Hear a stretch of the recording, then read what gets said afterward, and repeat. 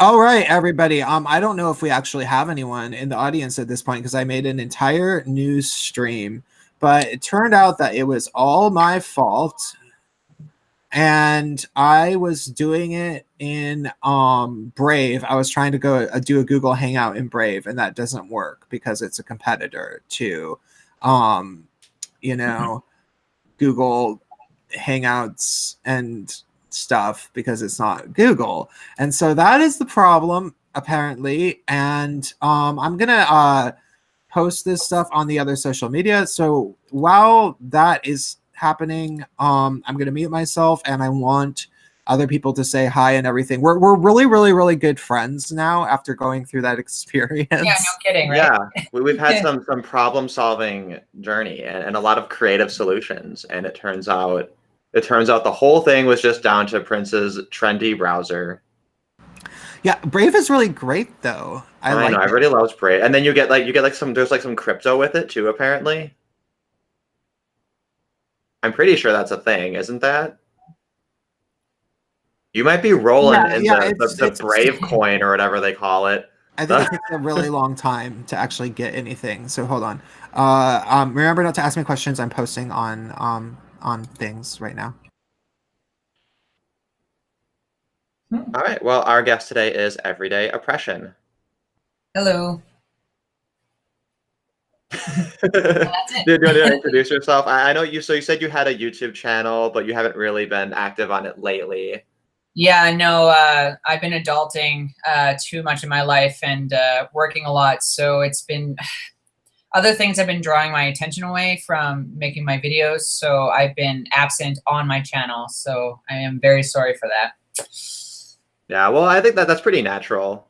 I think that's something that people forget, right? Is like they see somebody who makes YouTube videos and then they're like, where did you go? Why did you quit? Did you change your entire life? Like, well, did you not believe in it anymore? It happens like with MGTOW a lot. It's like, yeah, well, I actually have some friends and followers that I added on other social media outlets, and they've actually asked me like, when are you going to make another video? When are you going to make another video? So I do have a few fans still out there just wondering where I am. But I'm pretty sure they know that I have been quite busy. I work a lot and I have like 3 jobs. So yeah, so that's probably enough. Yeah, I'm kidding.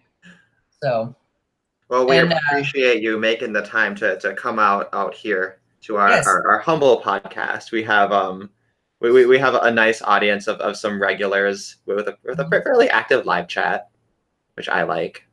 Cool. Yeah, I was just I was on a boat yesterday and I had like a weird day because I was outside and like not on the internet. And then as soon as I come home, I see all the news about Andy No, and I'm just like this total pendulum swim of like this totally carefree day, and then like I don't know, I'm pretty just like full of just bloodlust. I just it's like surreal. I feel like it's getting a lot of attention though. Yeah. Oh yeah. Really. Yeah, because it's kind of weird because like this sort of has happened before. It's almost like it shouldn't be news, but I think just the nature of this attack and the way it's been documented and everything about it and like just the timing, just it's kind of come together as like a perfect storm that I think that people will be talking about it for a long time, and that now supporting Antifa and like this whole resistance thing is going to be a really bad look. Well, I'm personally just waiting for the Civil War to happen and to see which side will win and which side will lose. So I don't like. Unfortunately, unfortunately, like we're just at the tipping point, right? And it's just a matter of when it's going to overflow. And yeah, but I also do think that there has been such a reluctance by the officials to actually just call it what it is. You know, like they haven't been showing the news stories. They have been always portraying the attacks as fights in the street between violent Trump supporters and Antifa. They've been minimizing the random things that happen. They don't care if they do potentially lethal things. They don't care when it happens to small citizens, not small citizens, but people that don't have a reach that nobody knows about. They don't care if it happens to white people. They don't, there's all these ways of excusing it. But Andy Ngo is high profile. He's a gay Asian guy. He is the most sweet, harmless guy. All he does is document.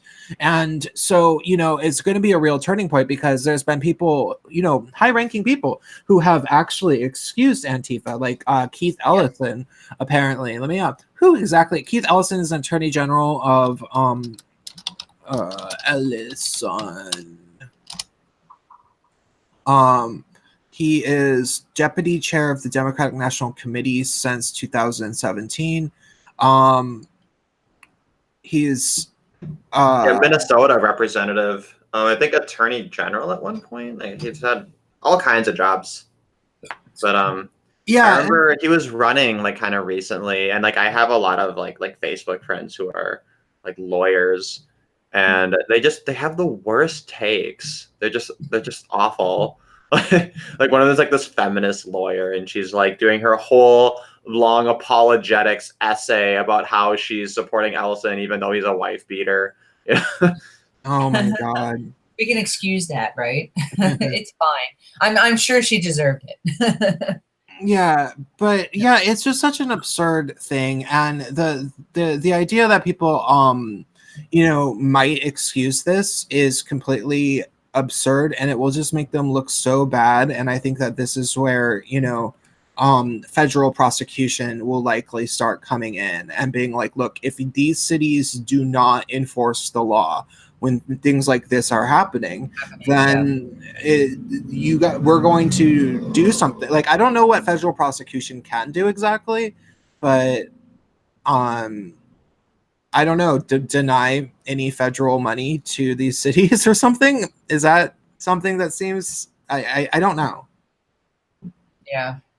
I feel like that should be a minimum. I don't know, like whenever people entertain different responses to these sorts of things, I'm sitting here like, that's it, really? And like, this is why I could never be a politician, because like if I were president, I'd just be like declaring martial law, rounding up all of Antifa, just like, I'd just go insane. Like I wouldn't be able to control myself. Well, I mean, the one thing to take note here is because in America and Canada, where I'm from, like we have the right to protest. So people can go to places to protest their voices and everything. So that is actually a legal stance. What we have to take into consideration is when the right to protest turns into something illegal. So this is assault, battery, damage to property, potential attempted murder.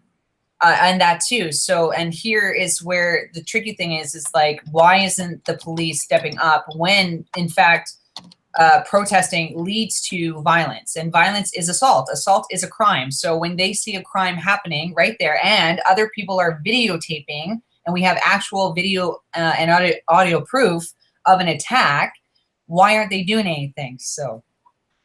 Yeah, well, there is a lot of pressure on social media because it looks like at least a couple of these people have been identified. Mm-hmm. And you did see the mainstream media, like with CNN, they had like edited a clip to make the assault seem less violent than it was. Yeah.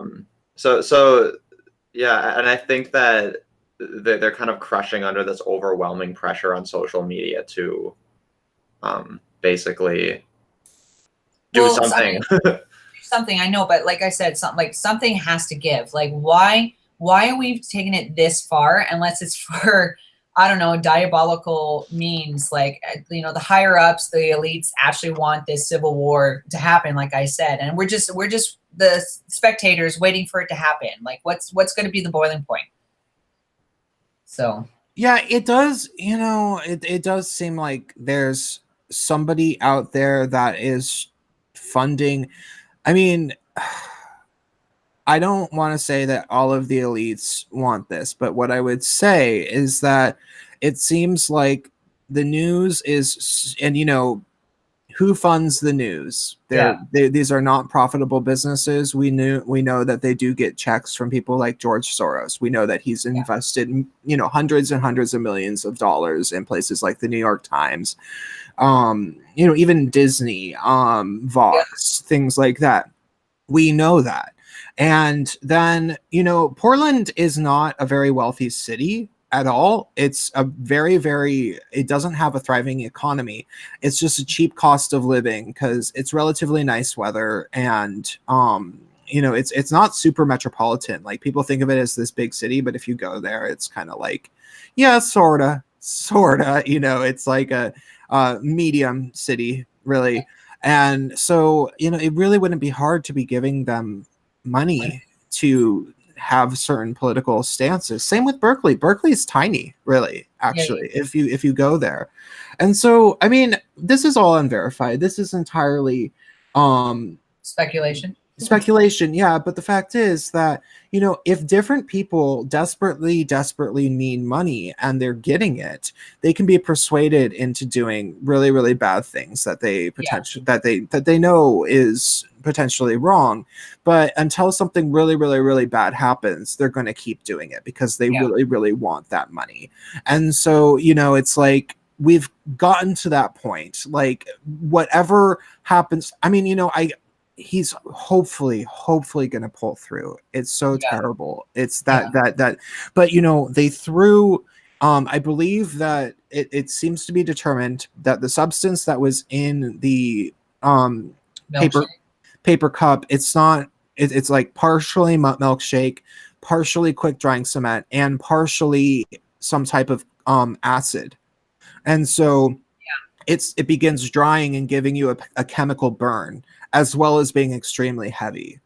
I'm not sure if there was actually acid in it. I don't know. Well, what I saw was there was a tweet, and there was, in the article, the police were mentioning that there were reports of there being cement in it, but then the way that it was kind of thrown around was as confirmation. But I don't know. I'm not sure we actually know. But if you look at the video, it really looks like there's something quick drying and chunky, and like drying in his hair, like some sort of thick pasty stuff. Like it looks very much like it's, I mean, because they didn't beat the crap out of him all that hard, but they certainly threw these little cups that hit his head real hard, if you see the footage of it. And like, one of the hits to the back of it was a hits to the back of the head, though there was one guy who it looked like maybe he just totally threw a rock at him, like really, like up close, point blank range. So it could just be a rock. Well, to add to the cement mixing with the milkshake, I was speaking with someone on my way here at home before the live stream, and they did say, or I talked about it, I was like, well, maybe, I don't know if it was for nefarious purposes to mix the cement mixing solution with it. I thought maybe they think that it'll dry on top of somebody and get crusty like they do in the cartoons, and then you have to peel it off, and they're like, ha, you have dry cement on your skin. But that's when I found out that once that dries on your skin, it actually does leave a burn. Like, it could temporarily destroy your skin. So I don't know. Maybe they're super smart and they knew what they were doing. If it is cement mixture within this cup, or they just didn't know and they thought, it'd be funny and dry, but it actually turned out to be worse. You know what I mean? Yeah. I mean, honestly, this is the thing we've been talking about, though. As soon as the milkshaking kind of became a thing, is that people say, "Oh, it's just a milkshake." Like, stop being dramatic and saying it's a salt. No, it's the reason we're saying it's a salt is because it could be anything in there. Else.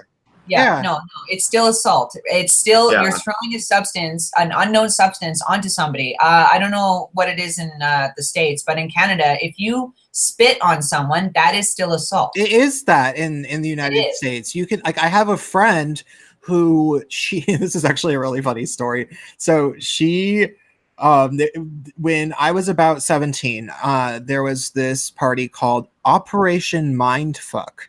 And it was a party that was underground rave type thing with like psytrance. And I actually helped work it. And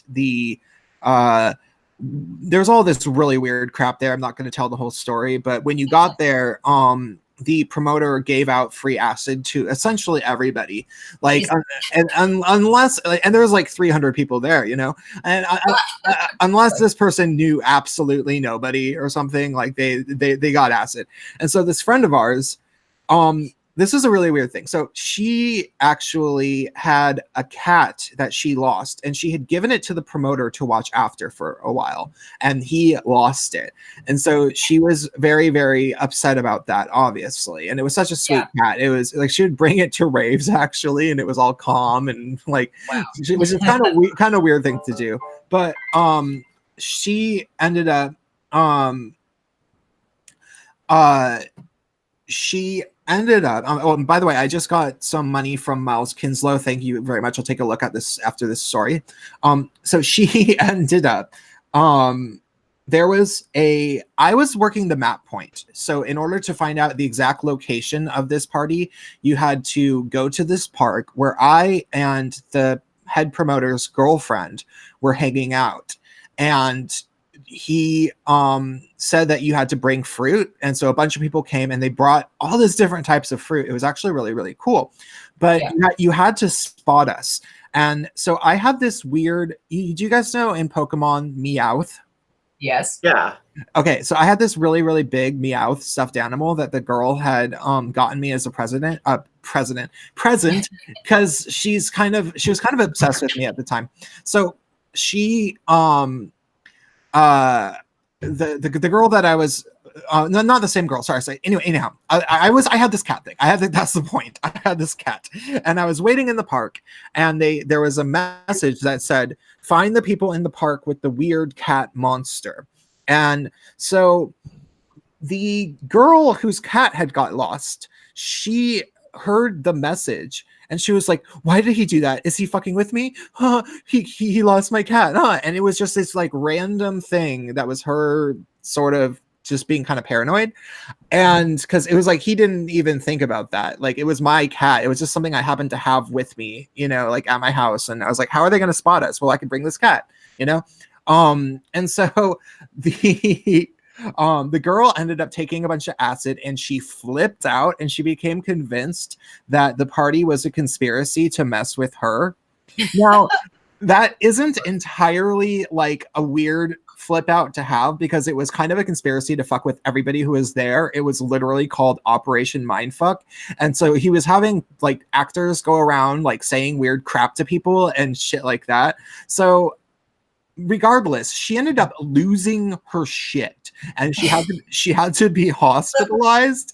And wow. and there was a nurse that was trying to help her, and she was like scared of the nurse, and she's like, get away from me, and she spit at her, and the woman pressed charges. She did, yeah, for real, because it was assault. Yes. And I mean, that was in Seattle when I was a teenager. That's just right away from Portland. So the idea that people are trying to excuse this when spitting is an assault, like what? I mean, I think it's just that violence has gotten so normalized. The leftists have been so convinced for so long that Trump supporters are violent. They never see the actual footage of how, you know, the leftists always start it literally every time, you know, like they don't. But what it is, I find, is that a lot of leftists, and up here, like, we have liberals and conservatives, but the liberals, they feel that they're justified in doing these violent acts because, as you know, if you're found out to be a Trump supporter, you are either a misogynist, a racist, a neo-Nazi, you know, white supremacist, you know, all this bad stuff. So when they hear, oh, you support Trump, well, you have to be one of these things, and therefore you're an evil person, and I'm a good person, so I'm going to do stuff to you because I'm justified. So that's their mentality. It's ridiculous. Well, and if you think about it, it's kind of the way ethics always works. People very, very rarely just do something bad and then say, I just did it because I felt like, or I just did it because I felt like it was right. It's always, this person is a threat to me in some way. They always package it in that way. And that's why little kids always say, but he started it. And like, I think that's totally valid in a lot of ways, right? The problem, though, is that under the leftist paradigm, you know, they think that recording them in public is a form of assault. You know, and they're going to decide that they're assaulted first and then make up the reason later, because that's always a justification. They think that being a nationalist is them being violent. You know, that's how far gone. Yeah. By the way, Miles Kinslow donated $5, said, "Hey, Prince, just want to support. And I also hope a bird flies and shits on Carlos Maza's face. Leftist bastard. Have a great day." Thank you very much. That'd be an improvement on Carlos Maza's face. But I do want to say, you know, the worst thing about him is by no means the fact that he's a leftist. I know plenty of leftists that are fine people, you know, but he is a bastard for lots and lots of reasons. I will give you that. But I mean, I am so frustrated with this thing because, you know, I was recently having I recently unfriended a friend after who I had actually hung out with in person recently over her relentless advocation of violence, but then like also saying, no, I don't want violence. I think that we should all, you know, get along. We should talk about things with words, except for then that always boiled down to calling people Nazis, saying that that people on the right are more violent, saying that you should punch Nazis, saying that it's okay to punch Nazis, and then just completely excusing leftist violence, but then saying, yeah, I really wish it didn't have to get to violence. And it was like, you're deranged. Like, you're absolutely mental. I used to know you. You were this like hippie lesbian who played acoustic guitar, and now you're terrible. And you sit here victim blaming me for the fact that your friends are just deranged. Like, they've actually sent me threats. And, you know, like if I didn't unfriend her, I kind of want to like send her a message and just be like, just so you know, there's a gay Asian journalist who's completely peaceful and only records Antifa, and he's might die. He has brain hemorrhaging. I hope you're happy, because that's what these people, that's what it is, you know? Well, and I mean, I just thought about it right now, is that you have to understand times are a lot different than they used to be in the past, like Middle Ages, the Dark Ages, whatever. So like, these types of behaviors where one group assaults or gets violent, or even with words and create a slight against another group, like we used to go to war right away. Like if you insulted some family off in some land somewhere, like they would rally out their people and have war. Now we don't really necessarily do that in our, you know, civilized societies. We actually try to talk things through. So, and I find it's we're getting so stretched. We're getting stretched to that point where it's going to happen, but we don't want to do it. And we're just, again, like I said, we're just waiting for it to bottle over. I don't want it to happen, but well, you know, another thing that might be happening is that, like, I was saying this fairly recently, I think that there's a possibility that Antifa is being tracked more than we realize. That, you know, that there are feds, you know, investigating them, figuring out who they are, figuring out who the real leaders are. It's hard. They only maybe know so much, but they would be doing that. You know, they are classified as a domestic terrorist organization. And if you're trying to really investigate and figure out the truth about these people, you would try to be down, like you wouldn't want to let them know that you're, you know, especially if you don't have all the information yet. And they're trying to get as much information as they can so that when something really, really bad happens, they know exactly what to do, who to just round up. And, you know, do you see what I'm saying? Yeah, but how much worse does it have to get? You know what I mean? I feel like they should have pulled that trigger like years ago. But it does seem like that. But the thing is, Antifa still has public sympathies. Yeah. Yeah, no, but they don't. They have. No, they do. Derek, they do. Well, they do. They do. I live in the Pacific Northwest. They have plenty of public sympathy. But you have to understand, because look at academia. It's run by the leftists. Look at multimedia, leftists. The mainstream media, leftists. So Prince of Queens is right in this, that they do have a lot of sympathy. But a lot of the working class, middle class, you know, Republicans, conservatives, we see it and we don't support that. Because I don't know about you gentlemen, but like for me, I like to follow the Constitution, and I have no problem with other groups so long as our rights are being protected and maintained. But the left own everything. So of course they're going to have sympathy for Antifa because they're anti-fascist. They're not the real fascists. It's the other groups are. Yeah, the thing is about like people in the Pacific Northwest, everybody here, the basic attitude is that they don't really support Antifa, but the Proud Boys and Patriot Prayer are definitely worse. Yeah. That's their attitude. And so when and they don't know anything about anything, they will not investigate who Andy Ngo is. They will just say, oh, but he's a Proud Boy journalist, right? Yeah. That's who he is in their heads. And sorry to interrupt, which is funny because groups such as Proud Boys, they talk about free speech. They talk about multiculturalism and all that thing. And like they even have gay members, they have Black members, they have Indian members, Native, Indigenous people. Like they're just a group, right, that just want to protect westernized values of free speech and freedom of expression and all the good things that we all share. Like, yeah, it's all a lie. It's all a lie. Yeah, and I think the other thing is that the mainstream media won't cover this stuff. Like, really, they always like they cover about 2% of it, and only when it's like such a huge thing that you literally can't ignore it. You know what I mean? Like one of the Milo protests where they burned down Berkeley or whatever. Yeah, but this one is so severe that it is actually getting mainstream coverage. Like people from CNN are talking about this, and that's how public sympathies actually change. Mm-hmm. Yeah, I really hope that from this point, just every single time a person breathed a single word of support for Antifa or this resistance, like they need to be held accountable and condemned in the harshest terms, and they need to have some sort of a comeuppance in Minecraft or otherwise. Right. Yeah, emphasis on the otherwise. Like, sorry, but I just there's no excuse for it. No, I get what you mean, but like I said before, these people who show support for Antifa, they have the right to say these things. They have the right to express that support because they're not doing anything illegal. They're not unless they actually that's throw what that I think. milkshake or spit or use a crowbar or a bike lock. If they are part of the violence, then yes, they should be charged. But until then, they have every freedom to support Antifa. Yeah, and they're just doing it for all the wrong reasons. So yeah, I totally agree with everyday oppression there because there's so many people that are just clueless. They don't like leftists don't watch.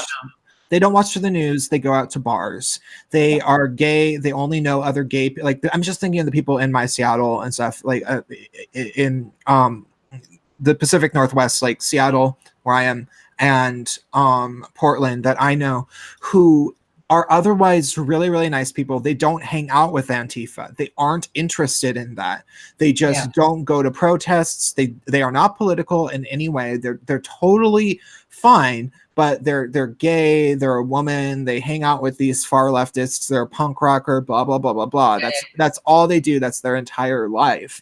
And so when they hear misinformation, it's all hearsay. It's all crap from their friends. It's all, copy and pasted Facebook. Like the Proud Boys are coming, keep safe queers. They said that they're going to smash queers and, things like that. And that literally happens all the time. And they don't know the difference at all. And they get scared. And they think that Antifa is going to be defending them. And that's just them being clueless. And so I cannot condemn these people for feeling that way, especially considering they have met people who are Antifa before and they were perfectly nice to them because they say, oh yeah, I mean, I support Antifa. Like, I mean, I wouldn't do that stuff myself. And they'd be like, well, there's many different ways of being Antifa. All you have to do to be Antifa is support fascism, or not support fascism, to condemn fascism. And so if you condemn fascism, to us you're Antifa. And they might be like, well, I don't know if I want to start calling myself Antifa, but okay, whatever. You know what I mean? That's what it probably would be. Well, you guys are much more forgiving than I am, I guess. No. You haven't met me yet, gentlemen. Like, if you were to hang out with me, I would totally watch the whole world burn. Like, I'm almost to that point where I just don't care anymore. And like the nice part of me would like, I'm gonna listen and I'm gonna not judge these people for being dumb. Let's inform them the truth. But then the other half of me is just like, you know, let Darwinism take control. Just let them kill themselves off. I'm done with it. Yeah, but they're gonna take us with them. They're stupid communist crap. Bullshit. By the way, now that we have a few viewers, if you haven't hit the like button, please do. And also remember that you can potentially send me a donation on Streamlabs. I would really, really appreciate it because times are tough. I'm going to the, thing that's the ICMI in August. I already got my plane ticket, and so I'm like committed to going to this, and so I'm gonna need to do that. Though of course, ultimately, if you haven't donated to Andy for his fund, he was brutally beaten, and he could die. So that should take precedent, obviously. But hey, if you want to give a little extra, if you are rolling in the dough, if you had just a great paycheck, or maybe the paycheck will come tomorrow. I don't know. Oh, Tiberius Kirk in the chat says, "Woohoo, ICMI." I wonder if you'll be there. If so, we can say hi. Yeah. Also, I wanted to give a shout out. Miles Kinslow is like my favorite person because I hear his super chats in like every single stream I listen to.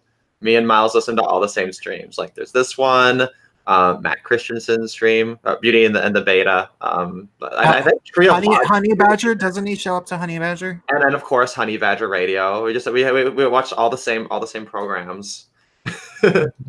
Actually, speaking of the Honey Badgers, have you guys actually met or spoken with Karen Strawn at all? Yeah, she was our first guest this year on Gaytriarchy back in February. Oh, okay. I've actually hung out with her numerous times because we're in the same city.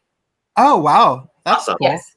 Yeah, no, and she's once great. in 2014, and I was surprised at how short she was. Everybody's so much shorter, not on the internet. So yeah, I know. My height, I'm actually 5'7", and I think I'm just taller than her. So she's like 5'5", 5'6". Yeah. No, she's a manlet. She loves her wine. Let's just say that. He's a great guy. Yeah. I mean, who can say anything negative about Karen Strawn? Like, there's all sorts of things you can kind of tease her about, but like the thought of actually criticizing her is like, no, can't do that. Well, no, she talks with like precision about topics, and she's willing to listen, which is really great. So I enjoy every time I'm at a speech with her or I get to meet her afterwards. I just what was it, 2 or 3 months ago, I had dinner with her. And we have there's a group in my city here that's like politically incorrect, and we can talk about anything, and it's a mix of guys and girls, and we just have dinner sometimes and we talk the shit, right? So that's cool. Yeah, I'm jealous. Yeah, she's so good at I mean, that's what hasn't been said about Karen as a speaker, but what I really like is the way that, when somebody tries to say something and they almost get it right, but they are missing something, she's really, really good at just reframing it. And she's like, that is true, but that's not really what it is. And then she goes and it's like, yep, no, she's right. Like every time. So, yeah. So yeah, we can talk a little bit about ICMI if anybody's interested. And what is that actually? I don't know what that is. It's the International Conference on Men's Issues. So they had the first one in 2014. Yep. Which was over in it was going to be in Detroit, but they actually had to switch venues to St. Clair Shores because there was a bunch of like drama caused by feminists over it. Oh yeah. And actually, I went there just because I wanted to see Molyneux, and then all of the men's rights people were there too, and I was like, well, okay. And then I kind of started following them a little bit more closely. It was very interesting. Yeah, and then they've had it many years since then. I think the only year they haven't had it since then was in 2015, but then afterwards they had it in the UK a couple of times, 1 year in Australia. I think I knew about the Australia one. Back. Yeah, so this year they're having it in Chicago. Actually in about a month and a half here. I'm very excited. I'm going back to America for a little bit so I can stop at the conference. Sweet. Yeah, and it's going to be different too because besides just all of the speeches, which that's one thing too. all of the speeches for ICMI each year are always like available online, which is a really awesome resource that you know, if you're not able to go there, then there's at least the speeches available. But they're also having events that are more kind of like community based. So they'll have like different like rooms open for, I guess they'll have like a gaming night and like I don't know, like probably like a cocktail thing, or I don't know. I was looking at the itinerary a few days ago. And okay.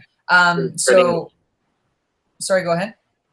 It seems pretty. And yes, Terrence, Benjamin Boyce should be there this year. There'll be Benjamin, Sargon. Huh? Benjamin Boyce will be there. Yeah. Oh, cool. Yeah. Literally everyone. And Elizabeth Hobson will be there. She was also on our show. Oh my God. Yeah. I mean, everyone is anyone. I'm gonna probably have to like sell some more stuff, which is it's fine. It's not a big deal. Hopefully people want to buy this stuff. It's minimalism. Yeah.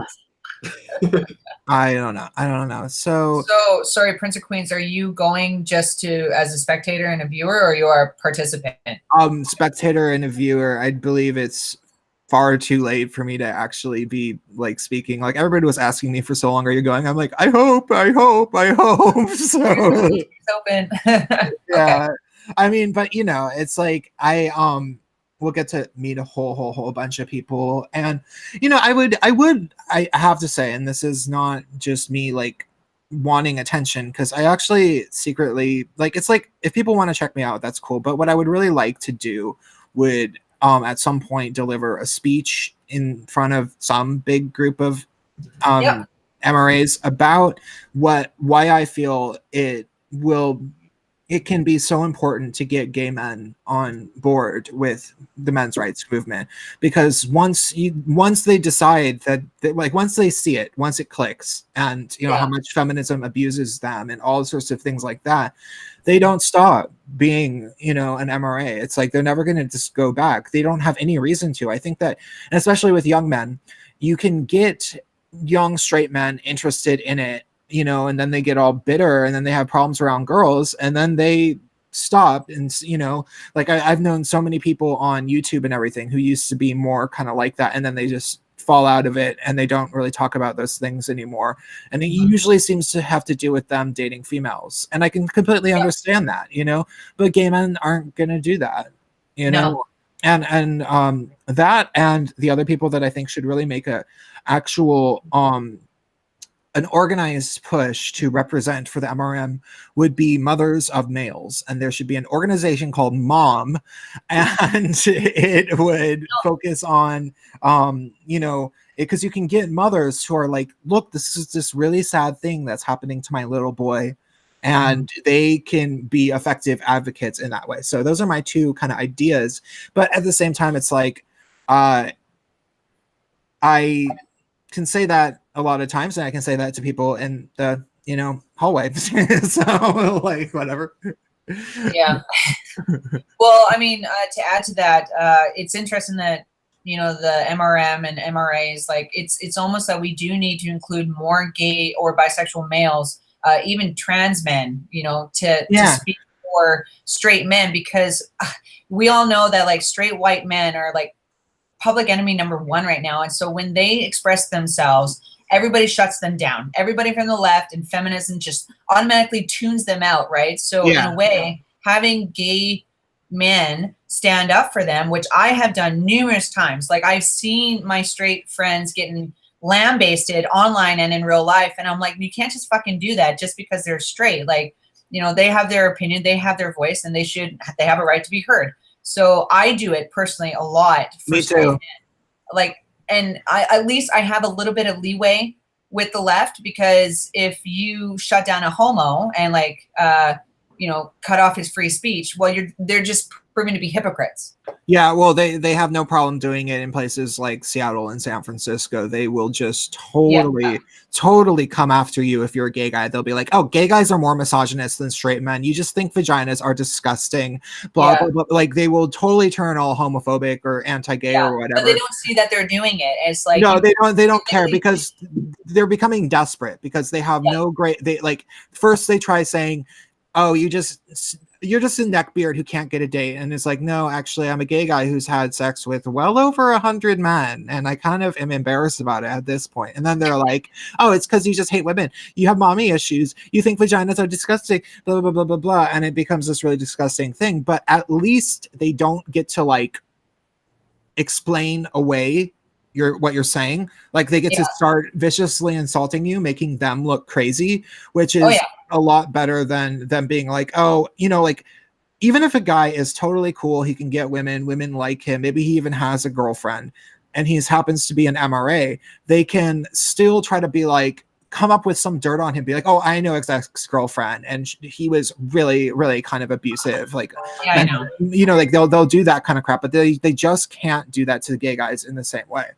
Well, and for me, I've noticed that in order for me to win any debates or arguments against these people is to actually play by their rules. So like, I'll say, are you victim shaming a gay minority? Like, you know, any time they try to deflect or attack you in some way, and when that doesn't work, they'll go to another one, they'll switch it, and then you just have to like be one step ahead of them. You'd be like, you can't do this, you're victim shaming me, what about my voice, and blah, blah, blah, blah. So me personally, I've actually lost a lot of my friends from like who label as liberals or feminists because I don't back down. I do not back down, and they tried to silence me. They're like, oh, just shut up, you know, or other friends will be on the sidelines to be like, you know, why you tipping the boat? Like, just go with it or ignore them. It's fine. I'm like, no, you got to be very vocal about this. It's ridiculous. Yeah, you have the Spacepan put it in a way in a video. He was like, the reason that atheists were able to defeat the religious right online is not simply because they won the arguments, but because they won the arguments, stomped their bones into dust and snorted them, you know? And then, you know, got high from the dust and then went to try to find a new argument. And that's kind of what I do. And I see you doing it on Facebook because we are friends on Facebook. So it's So I have my words and I have my strategies. So by the way, Chadwick says he wants to call in. And so I guess he's doing that now. But I haven't heard from him. Awesome. I love that when Chadwick comes. Yeah, call in. I'm gonna say call in or come in on. But I just wanted to note about the whole like gays speaking in the MRM. It has been a topic since as long as I've known about the manosphere. A lot of people in men's rights saying you know, we should be speaking towards issues that are like affecting Black gay men and gay men. Like that's part of it too. But what's interesting is that when within the MRM, you see two sides of it. There's sort of the default understanding of it, which is that there's issues particular to subgroups of men, which is the sense in which, you know, feminists have their whole intersectionality, right? Yeah. But then the second part of it is the thing that happens within the MRM that you don't see happening in feminism, which is where people, I guess like us, all realize straight men aren't able to speak to their own issues because they're like not allowed for some reason. Yeah. And like for me, I've always kind of seen it as like I hate the fact that when Andy No gets attacked, we have to say, oh, you attacked a Gaysian, right? Yeah. I understand why we do it. I understand why you point that out Yeah. because it's important to expose the hypocrisy, but I hate it because it shouldn't matter. And I'm really impatient. Like I want that to not matter anymore. Yeah. To add to that, yeah, as you said, like he's a Gaysian, right? A gay Asian male minority. And instead of us saying you attacked a gay Asian male, you should say you attacked another human being. Yeah, absolutely. We shouldn't have to play identity politics or use that as the shield or the scapegoat kind of thing. Like you attacked another human being and now he's about to die. So, or he's on the verge of death. So it's why I think the term unperson is a really, really great term. And I think Allison Tiemann is the first one that I saw kind of really popularize it, but it's been used a little bit more often lately. And I think that when you point to someone and say like you're only speaking to this issue because it's a Black trans woman, right? It's as though until you can layer on these oppressed identities, there's no personhood. So the default of like this idea of like straight white males, that's that's unpersoned already, right? So you only gain personhood by being female or by being black or by being gay. Yeah. You know, Illiterati actually sent me this. He's in the chat right now, so he's actually coming up and visiting soon, and so I'm gonna get to meet him. He sent me this video that I did actually end up watching. It was a Vice. Vice. It was a group of a bunch of LGBT people, including Blair White and Brandon Strzok, and then a bunch of a number of other kind of like conservative type people, and then a number of leftists. There was only one that I felt was like a really kind of terrible person, and it was like a ContraPoints trans person who very clearly was like, just seemed like they had dubious motives. You know, like you know that there's those people who are seeming to use it as, I mean, okay, whether or not they transition, or they didn't even entirely transition. They are just, you know, they look female-ish, but, you know, don't wear much makeup and consider themselves non-binary.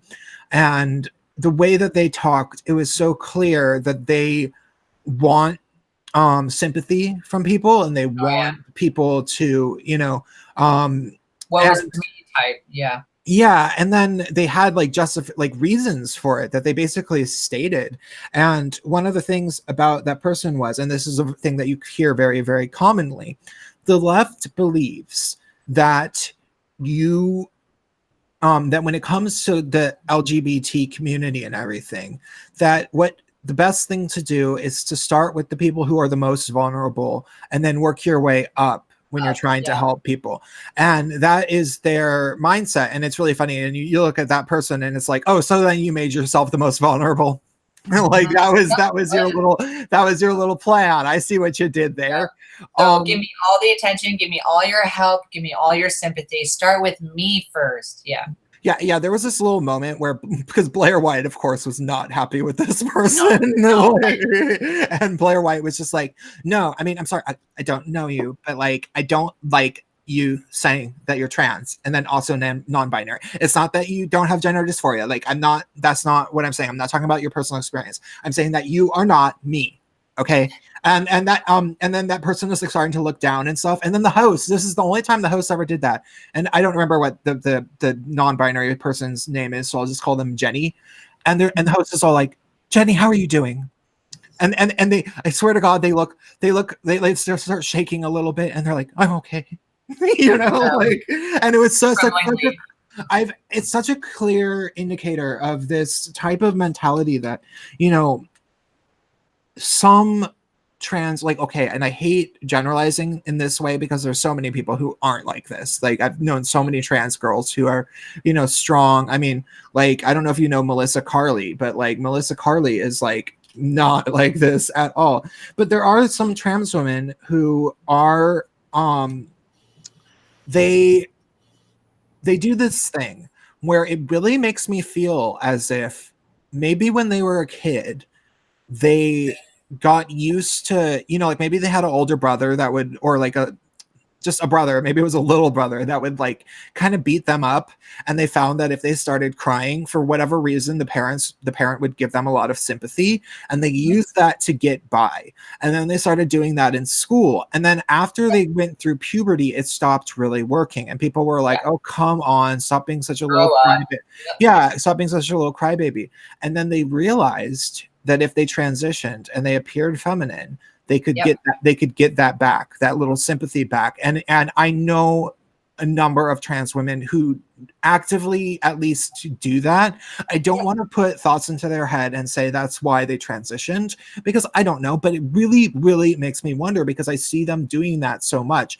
They become these pathological victims, and it's such a mechanism for them to gain control. And then they'll even say, yeah, we should start with the most vulnerable, like me. You know, like, I mean, they don't say like me, but that's clearly what they, you know, after they talk about how we can't just base the LGBT around white gay men and white lesbians. We have to blah, blah, blah, blah, blah. Then they say we have to go for the vulnerable. And it's like, who are you talking about? Who you're talking about? And it's also just so absurd by itself, because maybe we should start by making sure that most people, like the dramatic majority of people, are comfortable and that their needs are taken care of and that they aren't being attacked by everybody else. And then we work on making everything well for everybody else. But the way that these, trans pathological victim bully people act, it's like, no, I'm going to make everything miserable for you no matter what, so I can get whatever I want all the time. And that is unacceptable, but they think it is. Ashley, if I might segue, I briefly mentioned to you the situation we had in Edmonton, Alberta. Our Pride Festival actually canceled our parade this year. Let's hear about that. I'm going to be going to the bathroom, but I'll have you on the actual speaker, so I'll be able to hear you. Okay, cool. So yes, I live in Edmonton, Alberta, Canada, and last year's big kerfuffle with the LGBT community was that a very small group of Black, trans, LGBT minorities. I know there's two groups. One is called the Shades of Color. I can't remember the other one. Unimportant. They made a kerfuffle, and they actually made a list of demands for the LGBT Pride Association as well as cops. And they actually got the Pride Society to exclude cops in uniforms to walk beside gays in our Pride Parade. So last year, the parade was still a go, but we couldn't have uniformed cops. And I was totally against this because it's so ironic, because it actually attacks the whole purpose of what Stonewall was and the riots were, and the reason why LGBT and the cops walk together during Pride. So that was the first hiccup, thanks to this little group here. This year, we actually had the same issue. The same groups made demands for the Pride Society to basically, what it boiled down to is that they were actually caught trying to extort money out of our Pride Society. So the Pride Association basically works on charity and fundraising. They're not an actual organization that accumulates their own money. They actually get fundraising money for the community, right? And that's what Pride is about, right? So this group, SOC, they call themselves, Shades of Color, they made all these demands. They wanted Black trans people to be walking front and center with the parade. They wanted certain groups to be excluded and all this junk. And they tried to extort $40,000 from the Pride Society, and which forced the hand of the Pride Society to cancel our Pride Parade. Because I had a friend of mine who is cahoots with the Pride Association. So, that was where I was getting my sources. And they said that there was a confrontation between these groups in their organization room, and the police were called. And so the Pride Society decided that to avoid any further political tensions, they just canceled Pride. So our Pride Parade was canceled because of this very small Black trans, I want to say terrorist group, but apparently I can't because I hurt people's feelings. So we didn't have Pride Parade this year. No, that is like that's mind-blowing. Because it's run by charity, right? So people giving money for a purpose, and the idea that you would just go up and say, "Hey, I don't like how this money is going," like. Yep. And so what happened was they wanted $20,000 for their group and $20,000 for this other group, and that's extortion. You're demanding money that we, or I should say the Pride Association can't, it's not even theirs. It's not even their money. They can't even just give it to you. Yeah, it's just outrageous, completely outrageous. And what's interesting is that a few Facebook queer LGBT pages that I was a part of, I actually pinpointed this, that it's not the conservatives who are dividing the LGBT. It's not right wingers or the alt-right or Proud Boys, whatever these hate groups are, these Nazis. They're not destroying the unity of the LGBT. It's other LGBT groups. We're infighting. We're fighting amongst each other. Right now, the Democrats are openly discussing reparations, right? They're openly discussing just ganking a bunch of money from people who have nothing to do with slavery to give it to Black people. But I wonder, if you were to do like an objective review and we were to all agree that, okay, we're going to do an objective analysis, we're going to find some way to crunch the numbers and see what the number is, would they be willing to stick to this plan should that number come up negative, where we say, well, look, here's this damage this Black group did, and like I had a gay pride parade canceled, that's got to count against these reparations, right? Yeah. I mean, obviously, but to even entertain that, of course, is like very, very offensive. But they're openly entertaining the opposite, and then people will mock people who say that like there's issues of racism against white people, but like that's what's actually happening in public discourse right now, and like what's considered polite society. It's absolutely ridiculous.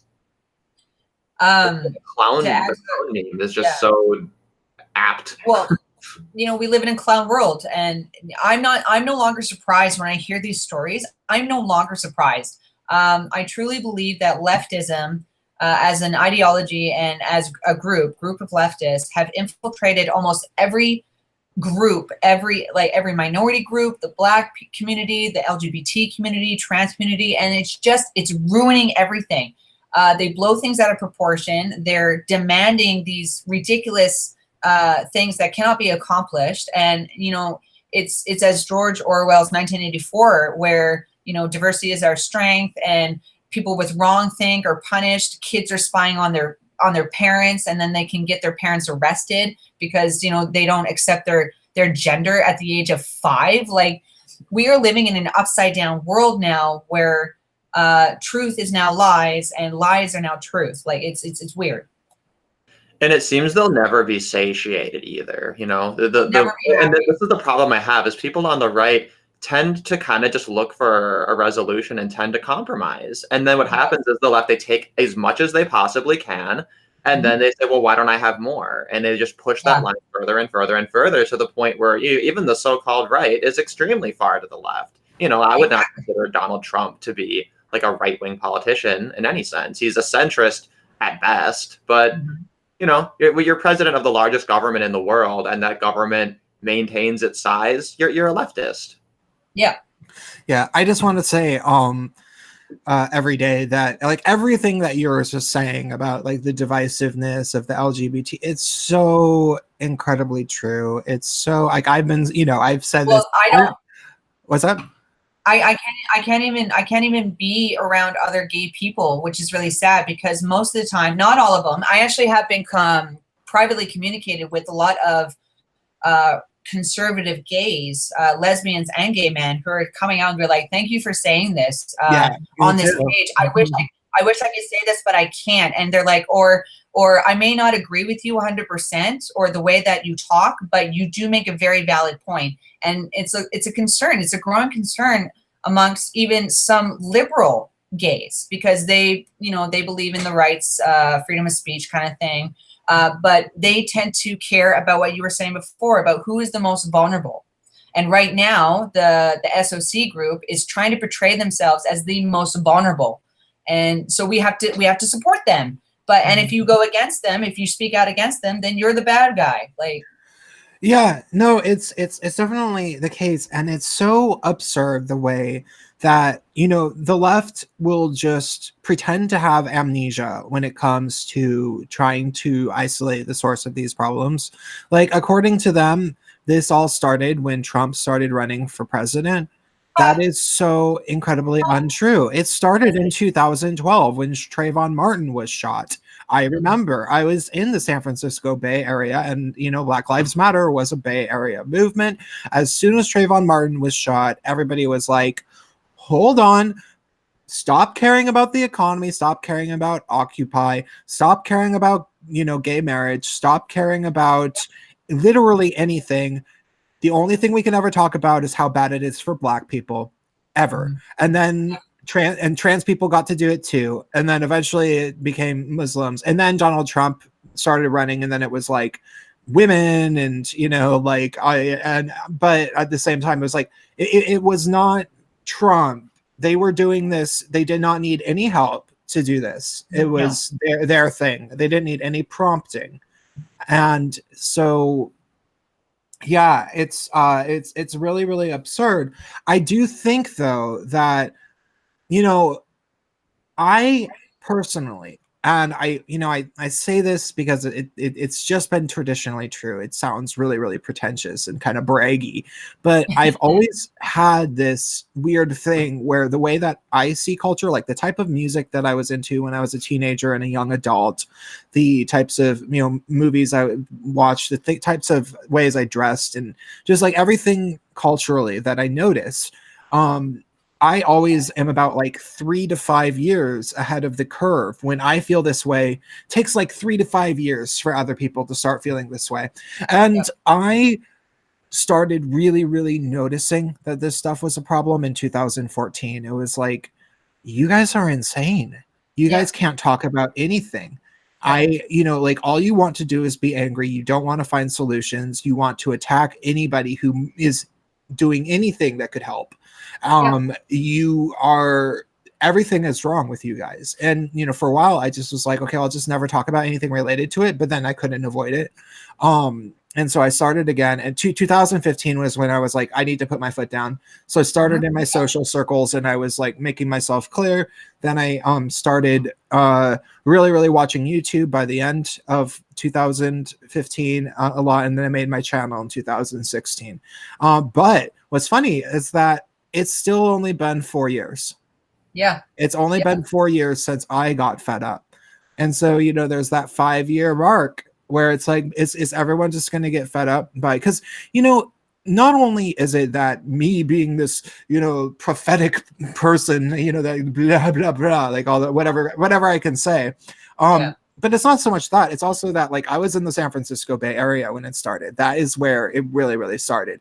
It took, a year or two to spread to places like Seattle and Portland, which are really, really bad. But it started for a good year, maybe 2, before it was really, really going on in Seattle and Portland.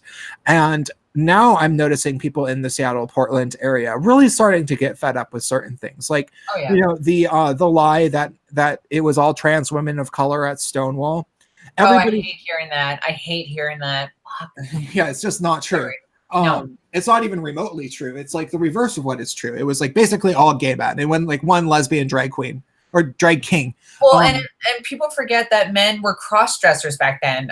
Now they'll argue, and I've had this argument before where they'll say, well, they were really trans, but we just didn't have a word for it. I'm like, no, they were gay men who like to dress up as women. They're called cross-dressers. So, well, transvestites actually is what they call them. Transvestites, yeah, exactly. But just imagining somebody going up to a transvestite and then being like, oh, this is trying to like raise their consciousness, like, oh, you really just actually want to be a woman, and him just being like, bitch, I just like this color. Like, yeah. I like wearing a dress. That's all.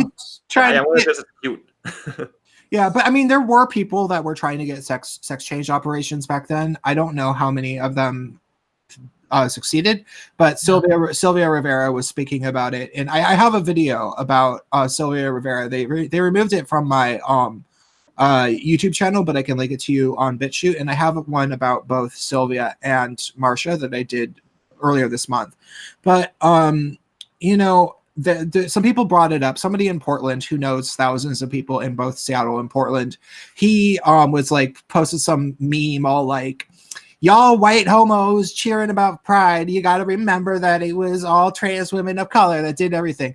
And there was a bunch of people that were pissed. There was like 6 or 7 dudes in there being like, oh, come on, it's not true, we're sick of this crap, we're sick of you bashing on white gay men, it's old, it's tired, blah blah blah. And I was like in company with doing that, and I was like, oh my god, is it finally turning around? Like, is it so? But you know what it is that they're dominating the conversation and the narrative by rewriting history. Yeah. That's how they win. That's how they change it. And then, of course, the clueless people who don't know any better or who are more central, and they're like, it doesn't affect me, but I have a friend who's a leftist and they're telling me this, so it must be true because they have the best intentions. So rewriting history changes the narrative and lets them dominate the conversation. I hate that. Well, it's actually literally a tactic that was pioneered by postmodern Marxists. Yep. People try to pretend that postmodernism and Marxism are somehow different, but it's not really true.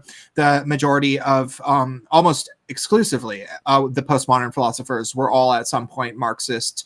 And the only one that I've found that wasn't a Marxist is Derrida, but he was just not actually in a Marxist group, but he wrote a whole book called Spectres of Marx, which is basically just Marx apologetics. And so it's like, well, and the whole idea of postmodernism is viewing the establishment and recorded history as being defined by the powerful, and by the victors. And so they say that history is a weapon. It's a weapon used by the powerful to oppress people because they get to write what actually happened.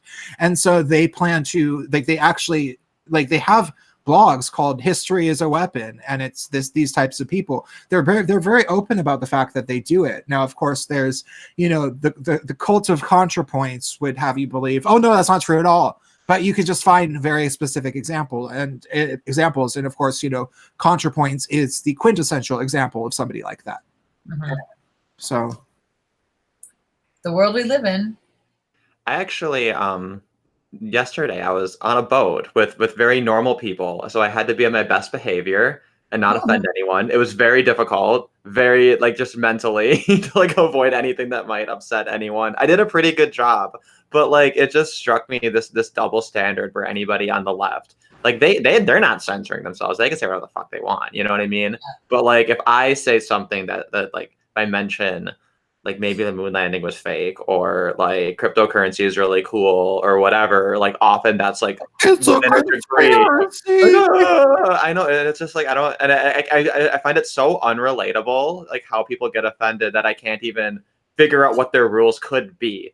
Right. I just know there's certain triggers to avoid. But what really surprised me is I was talking to some people. It was it was kind of like a fag hag duo there. And they were talking about how they went to some gay event here actually in Hong Kong, which I didn't even think to look into any of that crap, because I'm just whatever. But they were talking about how there was a panel on Stonewall and the history, and I mentioned oh, do you know that whole thing about Marsha P. Johnson's actually a load of bull? And he's like, yeah, actually, I think that is bull crap. It is stupid. And I was surprised. They actually had a pretty reasonable take on it, which was very, very refreshing. I'm sorry. I didn't hear what you said, because I decided to call Chadwick and see if he was ready to, yell.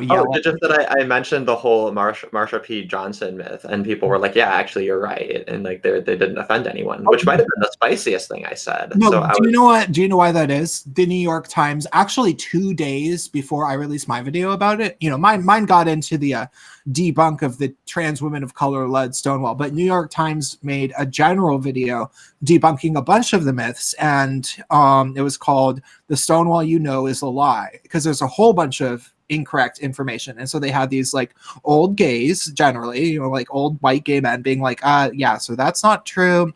No, not that either. Blah, blah, blah. And then they're like, oh, it is true that they did form a chorus line, and they sang the song. It was, "We are the Stonewall girls. We wear our hair in curls. We don't show underwear, or we don't wear underwear to show our pubic hair." And they're it was sung to the tune of Howdy Doody. So it was "We are the Stonewall girls. We wear hers," and they were yeah, that was real. That was something that some people that was the real part. And you can't take that away from them. You can't. No, you can't. But what's kind of ironic about it is in I'm going to be smoking on the deck, just so you know. Okay, I was just gonna say this whole idea that oh, history, it can't be trusted because it's all written by the oppressors, right? This epistemological purity. It has to be absolutely perfect. Any influence or lens of anything corrupts it and means that it's all needs to be discounted. Yet, it seems what do they look to their information, right? They need to have Huffington Post or New York Times or one of their big MSM outlets be the one who gives them the truth. So they've created, this exact dynamic in the way that they go about getting their knowledge, which is to always defer to authority. So I just find that a little bit, it's ironic, right? You look at the right and the information is all very decentralized. It's a whole bunch of different people from all over the place saying all kinds of stuff, whereas in the left it's all very top down and controlled and centralized. and then they're the ones saying, "Oh, well, history's been written by a bunch of supremacists and a bunch of sexists, and it's all patriarchal." And it seems that's only the case for their knowledge. Sorry, I just have to say real quick that the thing is, actual history does come from all sorts of varying sources. That's the whole academic institution of history comes from. It's kind of like YouTube, how people are correcting each other to get famous. Like if somebody realizes that history was wrong and they have some new information about it, they'll publish a dissertation and then it will get published, and then they'll have a good career in academia. How the fuck do these people think it works? Well, I mean, and now we're part of history. Well, maybe we're part of the deep lore of history. I just watched a video where Trump was the first president, like in a long time, to actually cross over to North Korea and not get shot. Did you see that? Yeah. It's just like insane. Like imagine people trying to twist that, you know, like. Oh, no kidding. And the leftists are like, "Oh my God, what do we do? You know, he's talking with the dictator." But yeah, he's just talking. There's no nuclear war. He's actually just talking with him. Like, isn't that a better? Yeah, it's literally Trump's going to end this war and prevent a bunch of a nuclear holocaust. This is awful. It makes Trump look good. Like, he's somehow wrong and misogynist somehow, somewhere, but we just haven't found it yet. It's like, okay. Actually, I think I didn't catch this at the debate, but I saw someone quote it. Maybe they were just joking, but I think that at the second Democratic debate, when they asked Joe Biden, like, what will you do when you become president? He said something about, like, I'm going to stop Trump. Oh my God. Oh, instant winner. Elect that man as president. Yeah, for sure. Okay, that's a good argument. Good job. I sometimes hate politics. By the way, I found it to be very entertaining. Most people like just absolutely have like no patience for it. That was one thing that I was kind of enjoying watching both of those debates. But I mean, hey, be thankful American politics actually have some leaders with balls, because up in Canada, our Liberal government, we have not a president, but we have a prime minister, Justin Trudeau, and he is the son of Fidel Castro. Oh my God. Yeah, I know, right? I don't hate a lot of people, but I absolutely despise and loathe this man. He has done nothing but awful things for Canada, and now he's the laughing stock. I mean, Canadians are like the laughing stock on a global scale because of this man. And come this October, we have our federal election coming in, and he will be voted out. And I promise you, I don't drink often and I don't get drunk, but I'm going to get so shit-faced when he's booted out. Fucking hate that man. A lot of people are eagerly anticipating it. I think even the people who wanted legal weed, I think even they got let down. Oh yeah, like that whole thing. He's like, "Oh, people let me know." You had one job. Come on, dude. Yeah. Well, he used to be a drama teacher for one thing, and nothing against drama teachers, but the fact is that Trudeau it was writing the tailcoats of Dear Old Daddy. So his father was Pierre Trudeau, who was in politics before, and Justin's mother was a groupie, essentially. So, yeah, she's like an infamous whore. Yeah, well, I didn't want to say it, but I let you do it.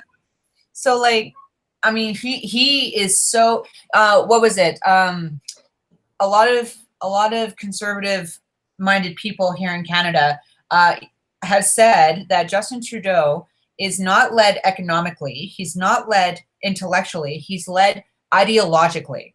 And I found that so eye-opening, because it's true. He's led by his feminist agenda. He's led by his, I do good stance on everything. Like, I'm a good male feminist. I support women and blah, blah, blah. It's like, yeah, of course everybody supports women's rights and helping girls. But we also have to think about boys and men and their rights. But you can't stop on their rights to uplift only women. Like, it's so ridiculous. Sorry for that side topic, but oh my goodness. No, yeah, that's kind of how our stream goes. Is we meander a bit. It's a natural conversation, I think. Mm-hmm. But yeah, I mean, are there any exciting people though who might replace Justin Trudeau? Because I have like a little bit less faith in Canada than I do in America, and I have very little faith in America. No, Canada. Well, okay, so in Alberta, we actually were led by a party called the NDP. Rachel Notley was our premier. She got booted out, and the UCP party, which is the United Conservative Party, led by Jason Kenney. So it was almost a landslide that all Albertans were voted conservative. And ironically, in my city, had the most NDP supporters. Ironically. So that's you and Karen. That's you and Karen. Yeah, like me and Karen tipped the scales. You know, it was pretty even, but we tipped the scales. No, so we're going conservative. The other provinces, the Western provinces, are starting to become more conservative. Even in Ontario. Ontario is where Ottawa, our capital city, is, and they elected Doug Ford, I think it is. So he's the premier. Who's conservative. So a lot of Canada is actually going conservative. And Andrew Scheer, I don't know if you gentlemen know him, but he is the leader of the Conservative Party opposing the Liberal government. And it looks like he's going to be winning. So he'll be our new prime minister come this October. Huh. Okay, well, you can't do worse than Trudeau, so... Oh, no. I know. I have some friends who are like, Andrew Scheer will take back gay rights, and he's going to dominate over women's bodies and make it anti-abortion. And I'm like, no. Wait. He's going to take back gay rights and then dominate over women? He's going to take away gay rights. Oh, okay. Sorry. You know, like they use this fear propaganda and stuff, and I'm like, no, have you actually like listened to the man? Have you actually listened to his platform? Oh no, he's conservative and he's a white male, and we can't listen to him because he's all evil. It's like, no. Like for me personally, I go based off our Constitution. So if I find a politician who is trying to uphold the Constitution for all legal citizens, then he gets or she gets my vote. And if I see the actions of another politician like Trudeau going against that by stomping on the rights, constitutional rights of others in order to uplift specific groups, like I'm not going to vote for that idiot. I'm sorry. It's all about our constitutional rights being protected. So, and LGBT members, LGBT Canadians fall under this Constitution. We're protected. You know, the Black community Canadians are protected. Asian Canadians are protected. Yes, some bad things have happened to us in the past, but so long as our rights are protected under our Constitution, there should be no problem. Probably the worst off you can be in Canada is being Indigenous, but male. Yes. Indigenous female, you know, they'll help you if you're missing or whatever, but with the men, it's like, no. Well, no, speaking of that, so when it comes to the Indigenous people, they have been poorly mistreated, and Justin Trudeau and the Liberal government promised reconciliation and reparations and stuff like that, but even most of the Indigenous people are very upset with Trudeau. He hasn't kept any of his words. He's helped divide us even more. When it comes to Indigenous women, they uplift Indigenous women because there is a higher percentage of the Indigenous women disappearing or being murdered. That's a very touchy subject. It's actually, I think that's actually been debunked. Oh, really? I would recommend it. I think both Diana Davison, but especially John the Other, has made a lot of videos on that topic, and it's quite scandalous. Actually, I think it's the men like vastly outnumber the number of women, but they gender the problem and say, oh, it's all women going missing. But that's part of the reason is that that's part of the issue is that they're treating it as though it's gendered when, I mean, in reality, if it is gendered, it seems to be more men, and maybe the men are getting murdered more often than going missing. I'm not exactly sure how that breaks down, but well, I mean, it's pretty scandalous.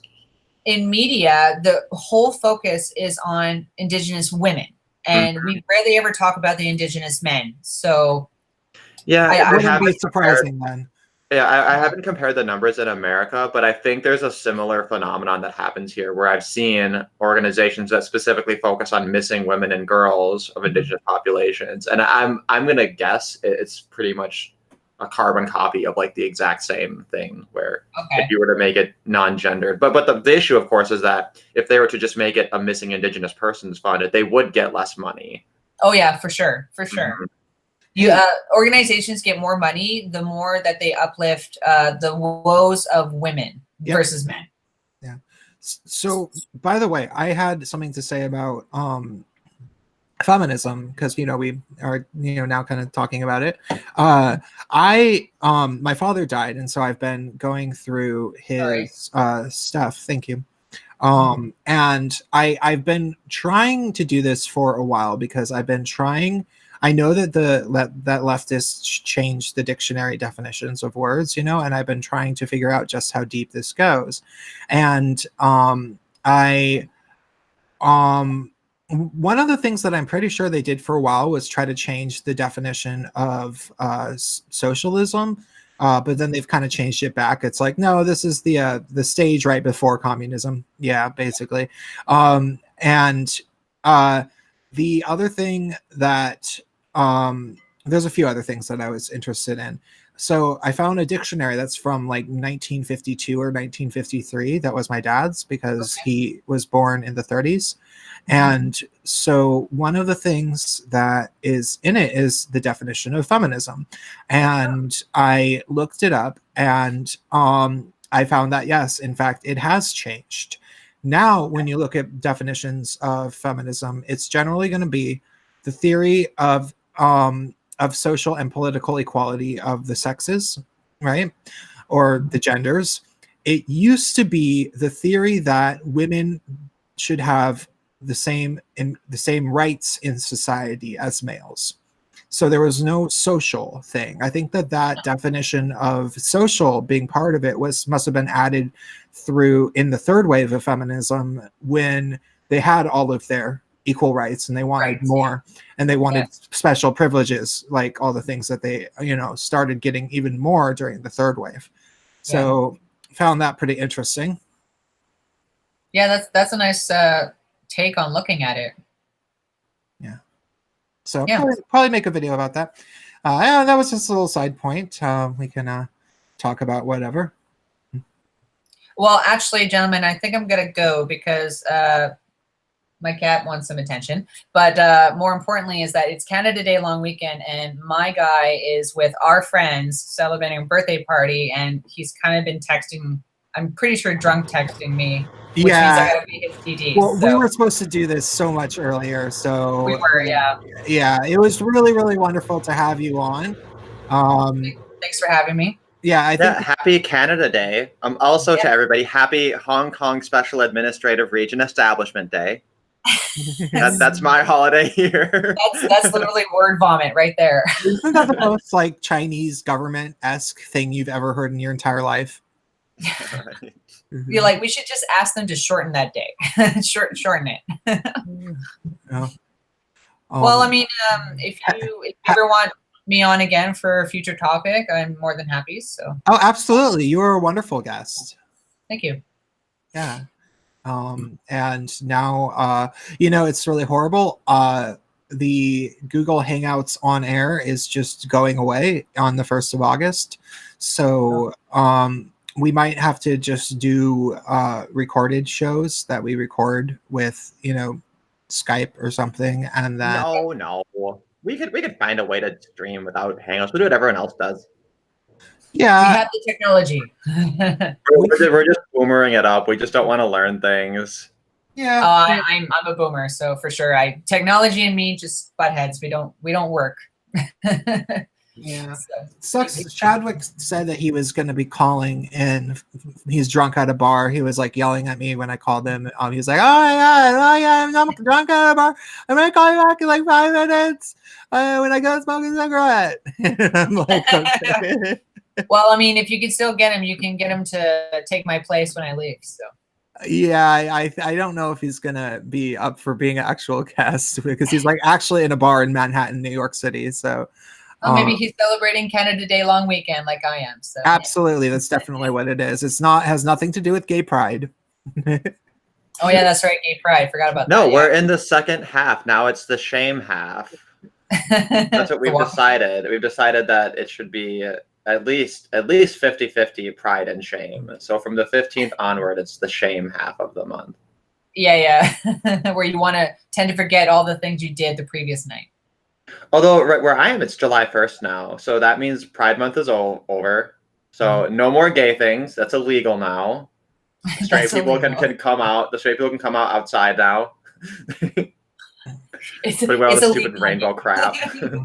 So Josephat Pineda asked a pretty interesting question in the chat, and he says, do you guys think that the resurgence of the old religious right, I think he says, do you think that there will be a resurgence of the old religious right? I mean, there is a little bit of it coming back for sure. Because if it's anything, I'm fearing that they would rise as a reactionary response to the SJWs, which is kind of true. And then Gay Insanity says, I am glad I'm not the only person fearing that, and white supremacy as well. I would say, yes, these are things to be afraid of, but the thing is that people have grown socially as a culture an immunity to religion. There is the separation of church and state. We do have the internet that's very good at arguing against bad ideas. The problem with the whole SJW thing is that people have an inability to recognize it as a religion, that it's something that's completely pervasive, that they do have a worldview. And you know, I was thinking about this whole thing where like people say feminism might not be a religion because there isn't really a deity, which isn't it's not necessarily true, because they do have the goddess. Like there's a lot of people who are into that in feminism. They have a whole goddess movement. Well, and the patriarchy is Satan. Yeah, the patriarch is definitely Satan. We know that. But the thing is that isn't there things that are religions that don't have God? Like, does Buddhism have a God? They have deities that they're not really supposed to worship them the way that like Christians do or Catholics and everything. So no symbols of their deities. So it's more of these types of religions are actually more spiritualities versus organized religion. And in my understanding, and Basil in the chat has clarified, and I'm that Buddhism has no proper like God. You don't necessarily need a deity for a religion. I just define a religion as any faith-based belief system, or a belief system where there's a fundamental axiom where the justification for it is faith. Yeah. So what I worry about more is that, you know, these are things that are not recognized as religions, which makes them much more dangerous, because they get to teach them in school to literally everybody. It can be included in literally every class, including mathematics. And so that makes them a lot more dangerous. Now, there are people in the religious right that do get dangerous. You know, this was like the only instance of notable right-wing homophobia that I've seen in years, and I remembered it specifically for that. You know, I mean, yeah, there's definitely like right-wing people who are anti-gay, like individuals, but I don't see them really overall the right has less problem with gay men overall than the left does, just because they're all feminists. I from my experience, and they hate the way that gay men are treated. Like they see how the left is, you know, just so vicious, and they're like, wait, you know, every time there's a gay guy who isn't a feminist and isn't a leftist, they just pounce all over them, and they think it's, you know, really, really unfair. So then they're starting to become more accepting of gay guys, because they're like, wait, this guy's going through what I'm going through. But there was this guy who is in, you know, some state like Georgia or something, and he was an actual deputy. So he works for the sheriff, and he's also a pastor, and he was talking about how it should be punished by death. And, you know, but what the funny thing was about it was that he went on this big rant. You can look this up. He ended up saying, he was like, and no one's going to help you. No one in government's going to help you. Do you think Donald Trump is going to help you? Please, you know, things like that. And because Donald Trump actually likes gay men. And well, he's been the most supportive of gay communities ever. Yeah, I mean, he's done pretty good things. And well, okay, and regardless of whether he's been the most supportive, like you could argue that Obama was more supportive with weird authoritarian rules and things like that. But the thing about Trump, that he made a much bigger difference than Obama ever did, because Trump has done dramatically more to change the culture in a difficult way. You know, like I would say that during the Obama years, the greatest thing that happened towards people becoming more accepting of all minorities was simply that it coincided with the rise of social media taking over our culture. And with social media came call out culture and many people's lives being ruined for saying, bigoted things. And so everybody sort of decided to get the memo that they shouldn't act like this. And then they, largely realized that, they shouldn't overtly be these ways. And it didn't necessarily change their opinions, and in some cases it seems like they've gotten worse. But it did give them this thing where it's like, okay, I shouldn't be like that. I know not to be like that. They sort of stopped being like that, and then trash talked SJW gay guys and everything. But then they find channels like ours, and they're like, oh wait, this is cool. You're not like that. Oh, that's you're not like that. Yeah. It makes me think differently. And so, I think a lot of that has to do with just the internet, not necessarily Obama and all of his kind of like authoritarian, things like university campuses being mandated to have all these protections for people and things like that. I don't know if that really, it kind of maybe did to a certain degree. I don't know if it was a good idea. But regardless, Trump is actually changing the hearts and the minds of the people on the right who were actually, potentially anti-gay and everything. So I agree with that too. So that's a good way of putting it. Good job. Yeah. All right, so I'm gonna head her out. So I guess this is my goodbye. So okay, thank you, man. See you later. If you guys continue your conversation, have a good one. Yeah, you too. Bye, guys. Have a nice one. Yeah, nice talking with you. Hopefully we'll talk again in the future.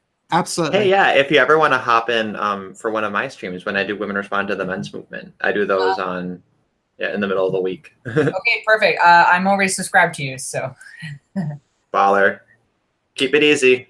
Bye, guys. Bye. All right, Prince. So are we gonna stick around for a little bit and see if Chad shows up, or? Yeah, we could. I also, if you haven't hit the like button, please do.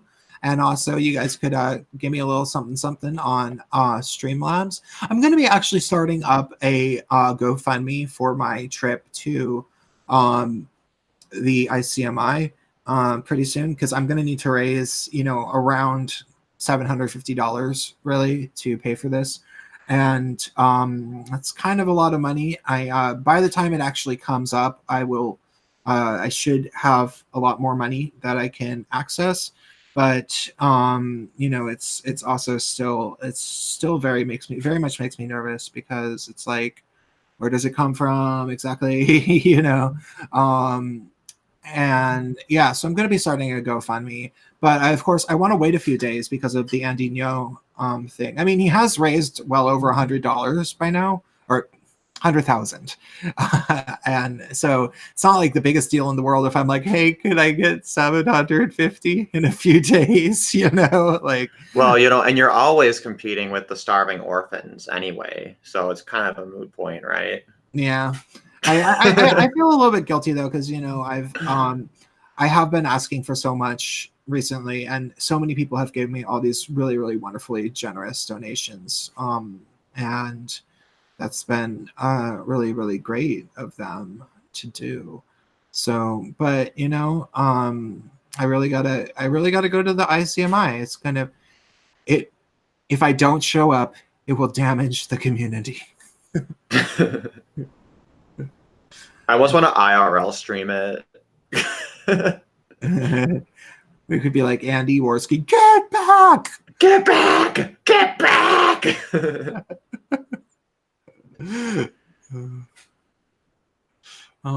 So what else is going on, Space Pan? Yeah, well, I mean, like I said, yesterday we all had a junk boat, so we went on a boat in the water, and it was lots of fun. It was fun being out in the sun all day, doing some swimming and stuff. And I met a lot of very nice people and had some nice conversations. Usually I'm always very nervous about it, because like just about everything I do is usually like on the internet. So it's hard for me to make conversation with normal people. Yeah. So yeah, see, that's kind of patting myself on the back. That's what I kind of feel about your dialogue. Like I was like, because you're if people don't know, Spaceman is wanting to write a novella, and he's employing my help to help him with dialogue. And the thing about dialogue writing is that the ultimate thing that you really have to do to get good at it is to just spend an obscene amount of time hanging out with a whole bunch of normies of all types, and picking up on their speaking patterns and their conversational patterns. And granted, like you still end up talking like you and your friends and everything, but if you think that you guys sound pretty interesting, that's generally fine. You know what I mean? Like all my plays and that type of thing sort of sound like people that I would know. If you guys watch the animation that I did, The Culture War is Lit, it's still definitely like, okay, this is someone, like everybody's like, are these people that you've actually met? And it's like, well, not really, but I can see why you would think that. Yeah, and actually, one of my favorite courses I ever took in college was writing for kids and teens. And like, it was really fun. We did a lot of different writing in it. And one thing the professor told me is that she said that I'm really good at making different voices for people. Oh, that's great. Yeah, so but I've never really seriously tried to like make a writing project. And I think it'd be a lot of fun. But yeah, it's an idea for a novella that I've kind of been kicking around in my head for a really long time. But one of the barriers too is I need to get a little bit read up on forensics and also on certain like legal ideas, because I want there to be plots that involve like investigating series of murders, and I also want like a court case in it. So like I have to like know a lot about how that would in theory work for it to make sense. Yeah, I mean, you can get that stuff to a certain degree, like but you can also get things wrong a little bit, and people will be forgiving.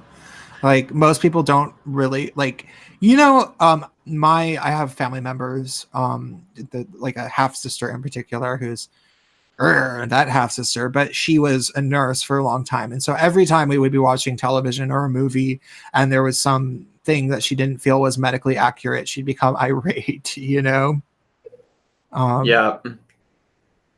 Well, honestly, the absolute like epitome of that is things in history when you're like sitting with someone who is like really into different like medieval things and can point out all the different anachronisms, and it's just dizzying. Like I've had friends who just have completely ruined the movie Ever After for me. Are you still there? I can't hear anything. Oh, sorry, I had myself muted. Oh, okay. Illiterati had said something really nice about potentially donating money to me, and so I was like, wow, thanks, and I muted myself to type it. So yeah, I haven't seen Ever After. I do not know that. It's really funny just because of how like they took so many liberties with it historically. It's a funny movie, like just all around. But yeah, so it's got Drew Barrymore in it as Cinderella. Oh, okay. It's a classic. I think I remember that. So. Oh, did you watch the Democratic debates? Yeah, I did. Oh yeah. Oh, that's right. You sent me some notes about it. Can you go and deliver? Not go, but like deliver your full thoughts while I go to the kitchen and do some stuff. Because we were like trying to stream. Well, I was trying to stream for about 2 hours before this. I'm like starting to get hungry, like all things like that. You know what I mean? So if you could explain to the audience what you felt, and then I will come back and add to that. Is that cool? Yeah. And if anybody's hanging out in the chat, maybe you can chime in too, make it a little bit more dialogue. But let me see. So the crazy thing for me was in seeing the first debate, I was sitting there like, wow, I'm sure this isn't everyone, but this is a lot of people. And then I was sitting here like, who's missing? And then I couldn't name like most of them. And then I saw the entire roster for like the other like 20 or whatever. And I was like, dang, like, it is really crazy just how many people there are. Somebody actually put together like a meme that's like a fighting game where it has all of the Democratic challengers altogether, which I thought was really amusing. And I unironically wish that would be a game. I would play the hell out of that. There needs to be like a political fighting game. That would be just the most fun flavor ever. But I found Tulsi Gabbard very likable. I am in that camp that watched the debate and says like there's absolutely no question that she was the winner in that one. And then in the second debate, I'm not sure anyone was very good. Buttigieg, I guess, got a lot of really positive attention from people. I just, for me, I really have trouble switching hats. I really just can't like take off my regular thinking and put myself in like the shoes of somebody who's like literally looking at these people as potentially like viable people that they want to support. Like I just, to me, their brains are too different. I just can't.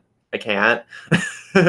So I can't really weigh in of who I think is actually good or won or whatever. But Tulsi Gabbard was very likable. My absolute favorite moment was when they asked her about the gender pay gap, and she completely ignored the question and just talked about how she's like a veteran and she wants to end all the wars.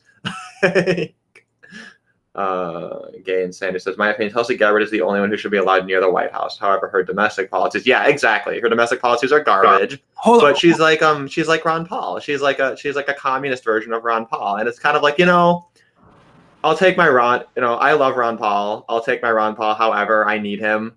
If it has to be in the form of this communist woman, I'm kind of sitting here like with a T chart and thinking maybe.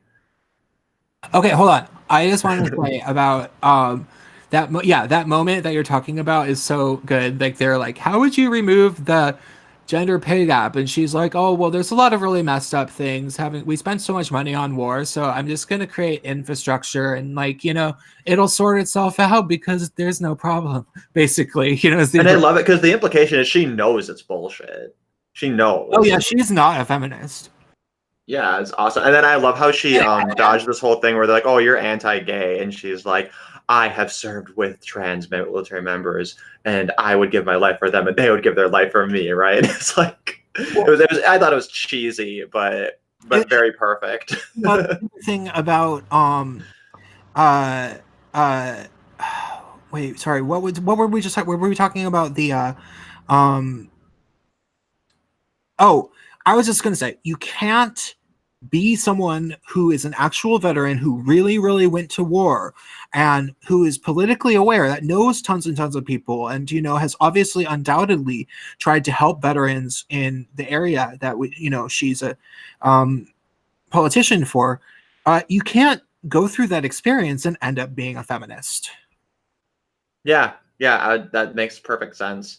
The other thing, too, is like if you imagine a male veteran trying to make the same case in like the same kind of tone, I think a lot of people would look at him and say, oh, you're just a pussy.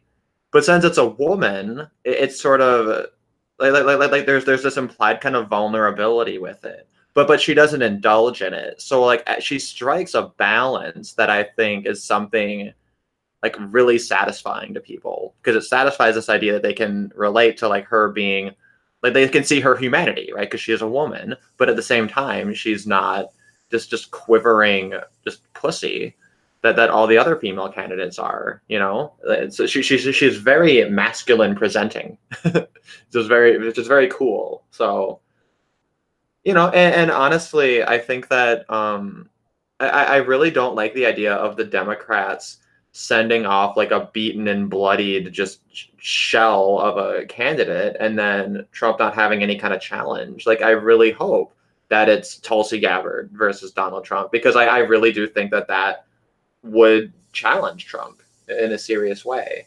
And I do also think that like Andrew Yang would be someone who could conceivably have a chance at winning in the actual election, but he seems to have absolutely no chance of getting the Democrats' nomination. But I find it very funny that in these analyses, people always they look at the field of candidates and they assume that like they need to have a lot of national recognition like going into it in order to beat whoever they're challenging. But I don't buy that, because the moment you nominate them, like now that's the person you have to know about. You know what I mean? So the whole idea that you need like Joe Biden or whatever, to me, it doesn't seem believable to me. I get that, you know, there might be kind of a stronger theory behind why that all works out, but just on like a sniff test, to me, it seems like, you know, you could get away with nominating just about anyone because they are the nominee. Like, what are you going to do? You're going to Google them, you know? And I also think that, you know, these races are starting so much earlier that I think people are going to get kind of burnt out by it too. Let's see. Tulsi is a liar. I'm sorry to be the bearer of bad news. I'm actually not familiar. If you can elaborate on that a little, I'd be interested. Like, I'm not really a fan of her. I just think she's the best among Democrats, which is, you know, not if anyone who's familiar with me knows that that's not exactly a compliment. Oh, she lied about her combat service. Interesting. Yeah, well, I guess we'll see how that plays out. That'll be, see, that's going to be an issue though, is if Trump tries to call her a liar, then you have this big like media that has this whole narrative set up to say, here's how many times Trump lies. We've documented all of it, right? So from an optics standpoint, I mean, it's kind of funny too, this idea that it's like, this person is not qualified to be a politician because they're a liar. Isn't that kind of the job? It's like yeah. So I had a few things to say. So yeah, Tulsi I like. She's reasonable.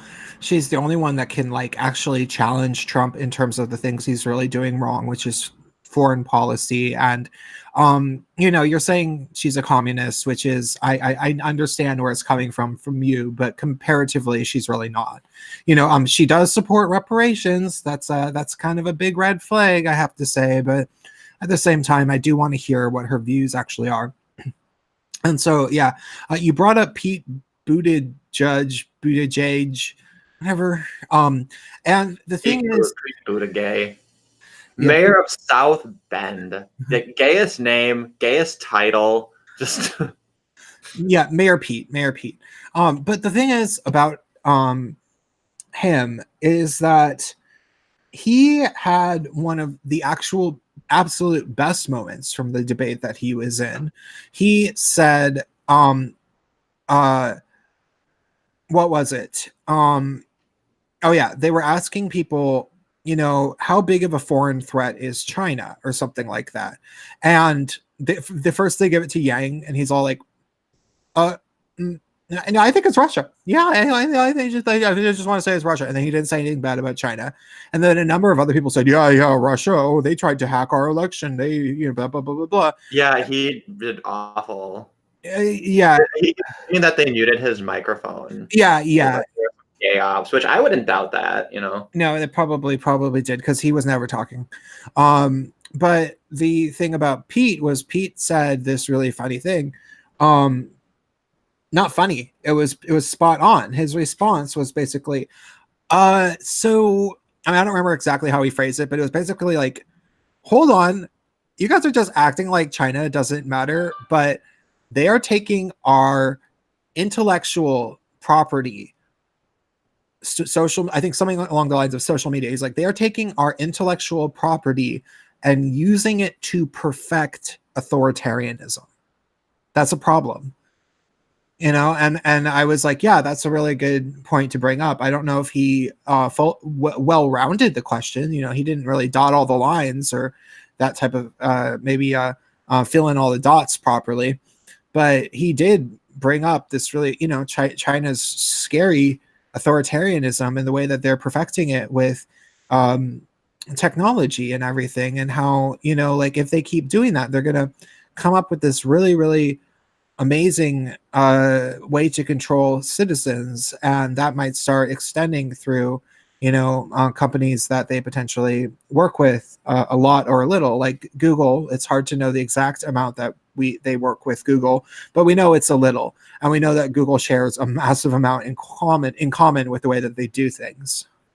Yeah, well, and I don't personally buy into that. I know it's a really popular theory. Everybody freaks out over the social credit system or whatever. I mean, I have a problem with it in that it's centralized, but the idea of that just being a thing that's, you know, we already have credit. It's really not that revolutionary, I don't think. Yeah, you've said this before. Yeah. So that's my take. My admittedly very unpopular take, but yeah, it is kind of surprising. You would think that is something that Andrew Yang would want to really mention a lot, because his whole thing is he's like, I'm the technology guy, right? So you'd think that he would really be speaking a lot to that. So it is funny to see Buttigieg kind of take the thunder out of that. But Buttigieg said something else. He said something else that was like extremely insane, and I can't remember what it is now, and I keep forgetting. Like at the time that he said it, I was like, whoa. Otherwise, you seem fairly reasonable. And then you just said this really, like, maybe the most insane thing of the night. And I think that Tucker Tucker Carlson put it into a video that he said that he or it was a segment of his show, but you can watch it as the Democrats have gone insane, and he puts a clip of it, and I forget exactly what it was. So you guys should all go watch it. But it was one of these like left field, like nobody else said anything that crazy kind of moments. And so that was a problem, what do you think of what did you think of Elizabeth Warren? She was kind of like, she was the one who, she didn't do anything like amazing, but she seemed to after not in terms of like actually winning, but she's the one that probably out of the first batch remained the front runner. Well, it seemed like she was just really just struggling to maintain. It seemed like it was a performance. She knew what she needed to say, and it never felt authentic. It seemed like she was just there to not embarrass herself too much to get herself through. It really felt like Clinton, right? It felt like Clinton, where it's like every single moment of trying to get through this process is a struggle. I don't think that she's somebody who like came onto the stage and like really dominated it, or like used it to any real effect. It seems like she's just, this is something I have to do to check the box to go to the thing. So, Well, I felt that this is weird to say. There might be a lot of similarities with Clinton, but Elizabeth Warren wasn't nearly as presidential seeming. Like Clinton has this way of getting angry in this like kind of weird dignified way, but Elizabeth Warren always just seems really unhinged, which is so hard for me to admit, because Clinton can get really, really unhinged. But Elizabeth Warren, is she ever not unhinged? And it just like she seems so kind of like irate. Like I feel like every time she spoke. Did you notice that at all? I didn't really pick up on that, no. Oh, okay. Well, maybe that was just me. I was kind of half paying attention to it though, because I was like watching it while also playing video games. So. Oh, okay, yeah. Maybe it was you had to like see her face and like her hand up in the air and her eyes wide or something, because that's what it felt like to me. So what about the second night? Well, the second night, I guess, was like a big feeding frenzy. I thought just like totally cannibalized Joe Biden. Yeah. I don't know if I said this to you before, but it felt like doesn't it kind of seem like the establishment is sabotaging him, and it's like they're like, oh, all of a sudden this year one of the quote unquote underdogs is going to win. See, we don't always favor the establishment. It's not Joe Biden. It's Kamala Harris. That was the thing. Like so when he brought that up at the beginning, there's this thought where it's like maybe that was what they meant to say. But then I did have that idea that maybe since they're planning on screwing him over, they want to kind of have that out in front as like a CYA. CYA? Cover your ass. Yeah, I mean it because it's so peculiar the way that it's all going down, and because it wasn't just Kamala Hairspray, it wasn't just anybody else who said bad things to Biden. It was the hosts.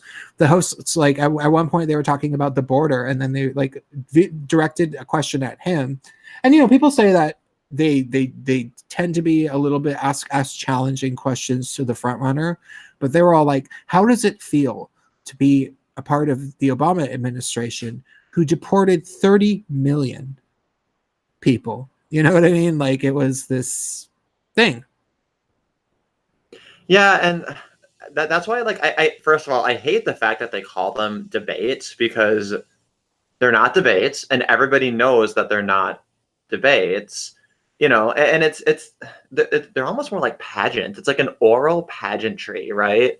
But when they're going to have, very specific questions directed at people, it seems inconceivable to do that in a way that's going to be fair and balanced. I think the only way you could actually do that would be to just somehow have like a different third-party mechanism for defining which questions are good. Like if you had like a, I don't know, like have some kind of a poll, right? On some social media platform to have people vote what are their favorite questions or most appropriate questions per candidate, and then let people write their own response. Like, I guess a massive open poll, right? And just see how that works out. But I guess it would have to also be binding, at which point it would be obviously sabotage. Everyone would get asked about Harambe.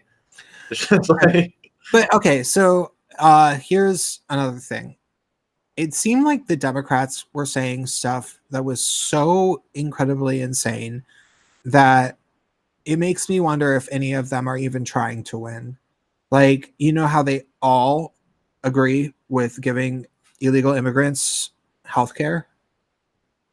And half of them agreed with like completely decriminalizing illegal immigration. So like it's fine to come over here. Like they're not going to actually arrest you from it, but it's like technically not legal.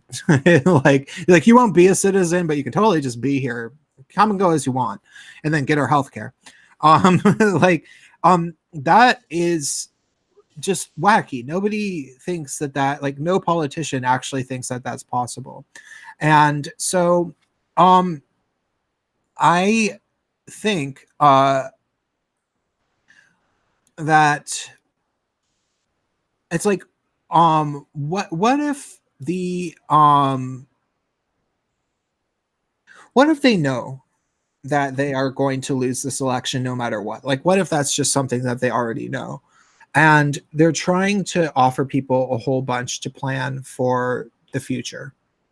Like they're trying to get people to feel like the Democrats would have given them so much if the Democrats just win, so that they can come back in 2024 and, when the various problems that begin adding up under Trump become more and more clear, they can be like, see, we would have done all this stuff for you. Vote for us. That's why we were saying this stuff, blah, blah, blah, blah, blah, blah, blah. And it would have all just been a pipe dream that they were never hoping to promise. But, and hey, this is, it's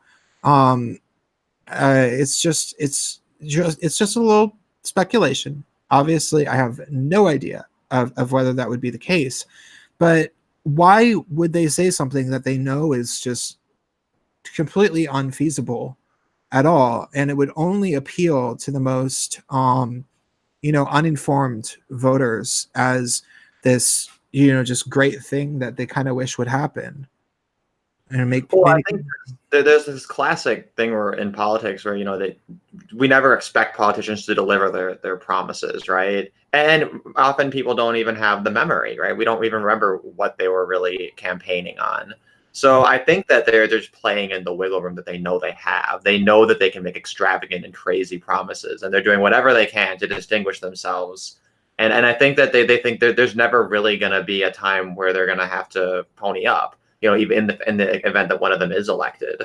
But the idea that they're kind of playing a long game and that they just kind of want to give Trump 4 more years, the biggest reason I would doubt that is just because of Supreme Court nominations, right? Because they're not going to pretend that Ruth Bader Ginsburg is alive for 4 more years. Like, they can only keep the charade going so long. but if they're looking at the timeline, they're like, okay, we can maybe pretend she's alive. We can maybe deep fake her. We can whatever. Maybe we can keep the charade going through the end of Trump's first term here. Stop playing Weekend at Ruthie's. Yeah, exactly. Weekend at Ruthie's. And I'm serious. Where is the evidence? Like, all she has to do is just like go on camera and say hi. Yeah. Give some people give me the finger. Give me the finger for saying that she's dead. Okay, I'll accept that. But how hard is that? Well, I was thinking about how hard, like maybe they're working on a deep fake, but it's taken them longer than they thought. Because like doing deep fakes that wouldn't be just manually drawing realistic like graphics of an individual, which would be really, really hard to do, like making it like kind of pixelated and then that kind of, that's just, especially an elderly person, right? Her yeah, face has all these wrinkles, her face has all this detail. yeah. So like, okay, so doing that takes forever. So otherwise you would have to CGI it. And what you would have to be able to do is come up with an exact dimensions of their body and then come up with realistic clothes that lay upon them. And that's actually a really, really gargantuan task to actually, you know, get this thing that looks real enough, make it move around in a way that, you know, actually looks like, you know, the flaps on the sleeves move like a real thing. Because you watch things like, you know, I'm into the Marvel movies, you know, like I watch that crap and that has about the best CGIs that you're going to see, but you could tell it's a CGI, you know. Oh yeah. So actually probably the real doll approach would be easier. oh, the animatronic. They'll need to make the Ruth Bader Ginsburg, the sex doll. Yeah. And if somebody is ordering that, you know, it's for, you know, faking her being alive and not like for the intended purpose. Yeah. Yeah, you would. So yeah. Let's see who else. Okay. Bernie Sanders just sounded like an actual, like, the end is nigh guy with like a sign, you know, that he would be downtown. He had a lot of kind of misplaced passion. He almost had the opposite problem of Warren, whereas Warren felt very like muted and just kind of phoned in. She didn't feel, no, she was loud. She was, I don't know what, okay. I would. No, I meant muted like from, no, not literally. I meant muted as in just like the overall like the passion wasn't there. Whereas with Sanders, you wouldn't call him dispassionate, but it all felt very misplaced. Well, it was just, he was just like, this is the time that I'm gonna win. I'm just gonna repeat everything I said 4 years ago. And you know, it's just like, dude, you don't have anything to say. And the reason, what I was thinking about it is that it's like the reason that Sanders was so popular coming out of the Obama years was that, like, you know, actual real political discussion that had any depth was like basically forbidden during the Obama years. Like there were certain things that journalists just wouldn't talk about. There was all the propaganda. So, you know, ultimately people were just living in this alternate reality from 2012 through 2016, especially. Socialism was making this huge comeback. It was being taught in schools. It was this trendy thing. And, you know, like everyday feminism and Vox and MTV's Decoded and all these things were just like totally acting like all that stuff is perfectly acceptable, that it works, that it's normal, and people didn't have the immunity to it yet. And the thing is about Sanders is that he didn't have to change to hop on board that stuff. He was always like that. And so we just went through this weird period where he almost, you know, he came very close to becoming the president because of the fact that the Overton window just happened to fall around, you know, he was right in the middle of the Overton window. It was like all of a sudden we have a candidate because the Overton window started pointing at him. And now it's like he thinks that people like really, you know, are into this and everything, that maybe he can win this time, but he didn't adapt in the last 4 years. Sorry, I just got distracted because Latent Homosexual said that RBG gave a speech in public 2 weeks ago. So I want to find confirmation of it. Oh, yeah. I can't. I'm not one of the RBG. And I'm like, I want proof that she's alive because I felt like everybody just kind of forgot about it. I'm like, not one of the RBG truthers or whatever. I don't follow it. Like, I don't believe this. I know that she came out with a statement somewhat recently saying that the conditions of the kangaroo courts are actually completely inhumane and constitutionally messed up. She said that. Okay. Yeah, okay. It looks like she's not an evil woman. She's a feminist from the time when you could like she had a hard life. Her mother, she was raised by a single mother, and then her mother died when she was 17, and then she still managed to put herself through grad school and, you know, that kind of crap. And so, like, you can understand why when there were barriers, she would be somebody that would feel a very strong way. I mean, kind of. It's just the issue I have is it's kind of like No, she went through like law school and stuff, and like, you know, she was like, she did all of her cases in the 70s was when she like started winning her Supreme Court cases. So how long was she a lawyer, and how long was she at school? Like probably in like the 50s and in 60s, when these things hadn't been won. She was the person who won these rights for women legally, you know. And there was things like that that if you actually watch the documentary about her, the cases that she won that changed, you know, Supreme Court precedent, they were things that should have changed. Now, they only tilted towards women. You know, they never looked into male things at all, but it was things that legally I don't think women don't deserve to have. So I don't think she's a bad woman. I think that she just lost touch with reality after the feminist masses deified her. No, yeah, and I get what you're saying. I get the point. I just to me, it's just I don't really see an excuse for advocating strictly for women's issues, even if at the time there were maybe a couple of them. But even on that, I'm kind of thinking 50 years ago fallacy. Yeah, sure. Like a little bit, I guess, but I haven't. But I just don't think it ever occurred to anybody that, you know, there were legal rights that men. I mean, because I don't know if there really were legal rights that men didn't have. I mean, I guess it would be cool if somebody like thought about circumcision and some things like that, maybe, you know. But I don't know if aside from that, what else really was there? Like abortion wasn't legal. Oh yeah, no, not at that time, no. Yeah, like there wasn't the whole like way that men are completely dicked around when it comes to reproductive control of their own destiny, you know. Well, there was a lot of asymmetry though in child custody. That's kind of always been a thing, you know. Like the classic thing is that you know, under the old rules, when there was a divorce, you know, the man who still had to provide for the children would also have custody. And then when women started getting custody, they also started getting child support, you know. When did that change though? It's a good question. I think that would have probably started changing. I think that probably would have started changing during the Ruth Bader Ginsburg era, like in the 70s. And the thing about that is that like women were also it's so hard to say like what happened after what. Like, did women first get custody and then afterwards they got child support? Like, how did it actually work?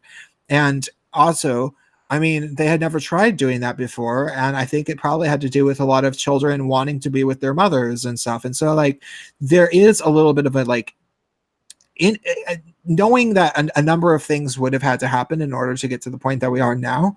There is, when you think about her being, you know, Supreme Court case delivering lawyer and everything, you it's hard to like blame her. It's not like she like came up with the whole system that we have now by herself and then advocated for it. It's like sure. And there's only so much you can, but I just don't think she was a bad woman. I get that sense from her as my people reading thing, you know.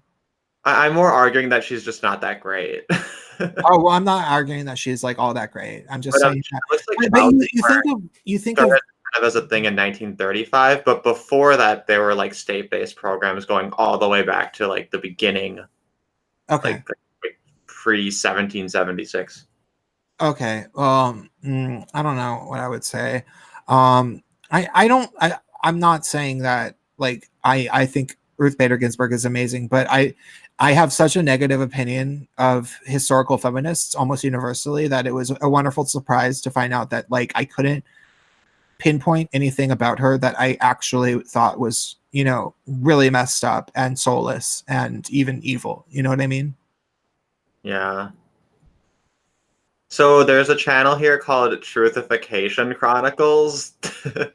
that published a video. It looks like after this recent speech, and I haven't watched it obviously, but it looks like I'm guessing their take on it is that this speech was fake somehow. So some people are still going strong with the RBG truther. So like it's like an old video and it's poorly dubbed or something. well, this one was yes. This is 3 weeks ago, which I think was the timing of that one, unless there was a more recent one. So who knows?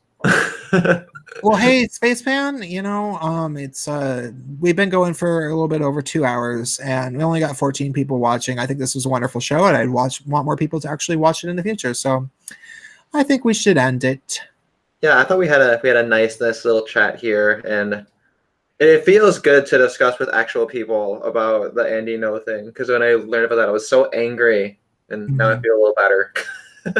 Yeah, everybody is really horrified by this, and you know, it's not even simply that like people don't care when it happens to white men or white women or, you know, straight people or whatever. I think it's just that they never actually know that it happens, you know, like they just they don't hear the stories, because unless it's like a journalist, especially in particular like a minority journalist who, you know, faces potentially life-threatening injuries, the mainstream media will purposefully not cover it, but they have to cover this, and so that's the game changer here. Right. No, absolutely. Well, I'm sure it's going to be a an important moment that people are going to point to, and hopefully a kind of a turning point for this acceptance of people who are pro-resistance and everything. Yeah, I really hope so. I mean, I feel so bad saying that. Like I know that there's a bunch of people out there who are having the thought like, well, if he does die, will it change everything? You know what I mean? Because it's like, what does it take? Does someone have to actually die? You know, and it's so terrible, like even entertaining that notion, you know, that like there'll be a silver lining with this like wonderful guy that we knew this was coming to him. You know, like we knew that he was in the worst place, that he's someone that they will attack because he doesn't travel in a group, that he doesn't fight back. We knew that it was something bad was going to happen to him. And he kept going anyway because he just believes in journalism. And it's so crushing to know that it had to actually happen. Mm-hmm. Okay. Yeah, that pretty well sums it up. Leighton always said something interesting. He said, I don't believe those crazy theories ever since that rumor that POQ has been dead for months. What was that a rumor? Did people rumor that you were dead for a month? No. I mean, I wouldn't be surprised. You know, there's some people out there on YouTube say some weird crap about me. There have been periods where maybe you go a week or so without making a new video, but I think that seems very rare. Latent homosexual, you said he knew he would be attacked. He said so. He wanted to be attacked. That's why he had someone document it. Oh, whatever. That's not a good way of putting it. I think he knew he would be attacked. He refused to back down for doing a very, very important job. And he had someone document it because he figured it was very, very likely. And that is how you have to think about this. You cannot say he wanted to be attacked. That's absurd.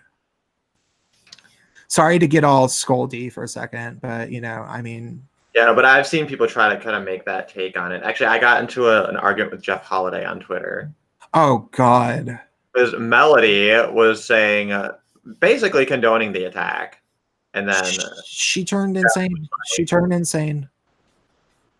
Yeah, I don't know what's wrong with both of them. Like, I don't know. I just really don't.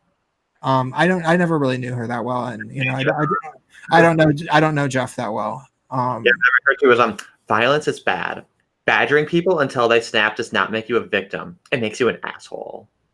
Badgering. Yeah, he's badgering by just being there. Wow, what is wrong with her? Mm-hmm. Jesus, that is disgusting.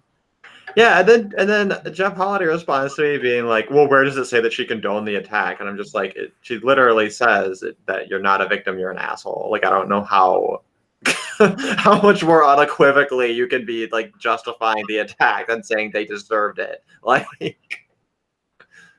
oh my god. If I wasn't still friends with Nick, I would give her a piece of my mind. Well. Okay. All right, we're ending finally for real. Bye, everybody. Everybody keep it easy. Have a nice day.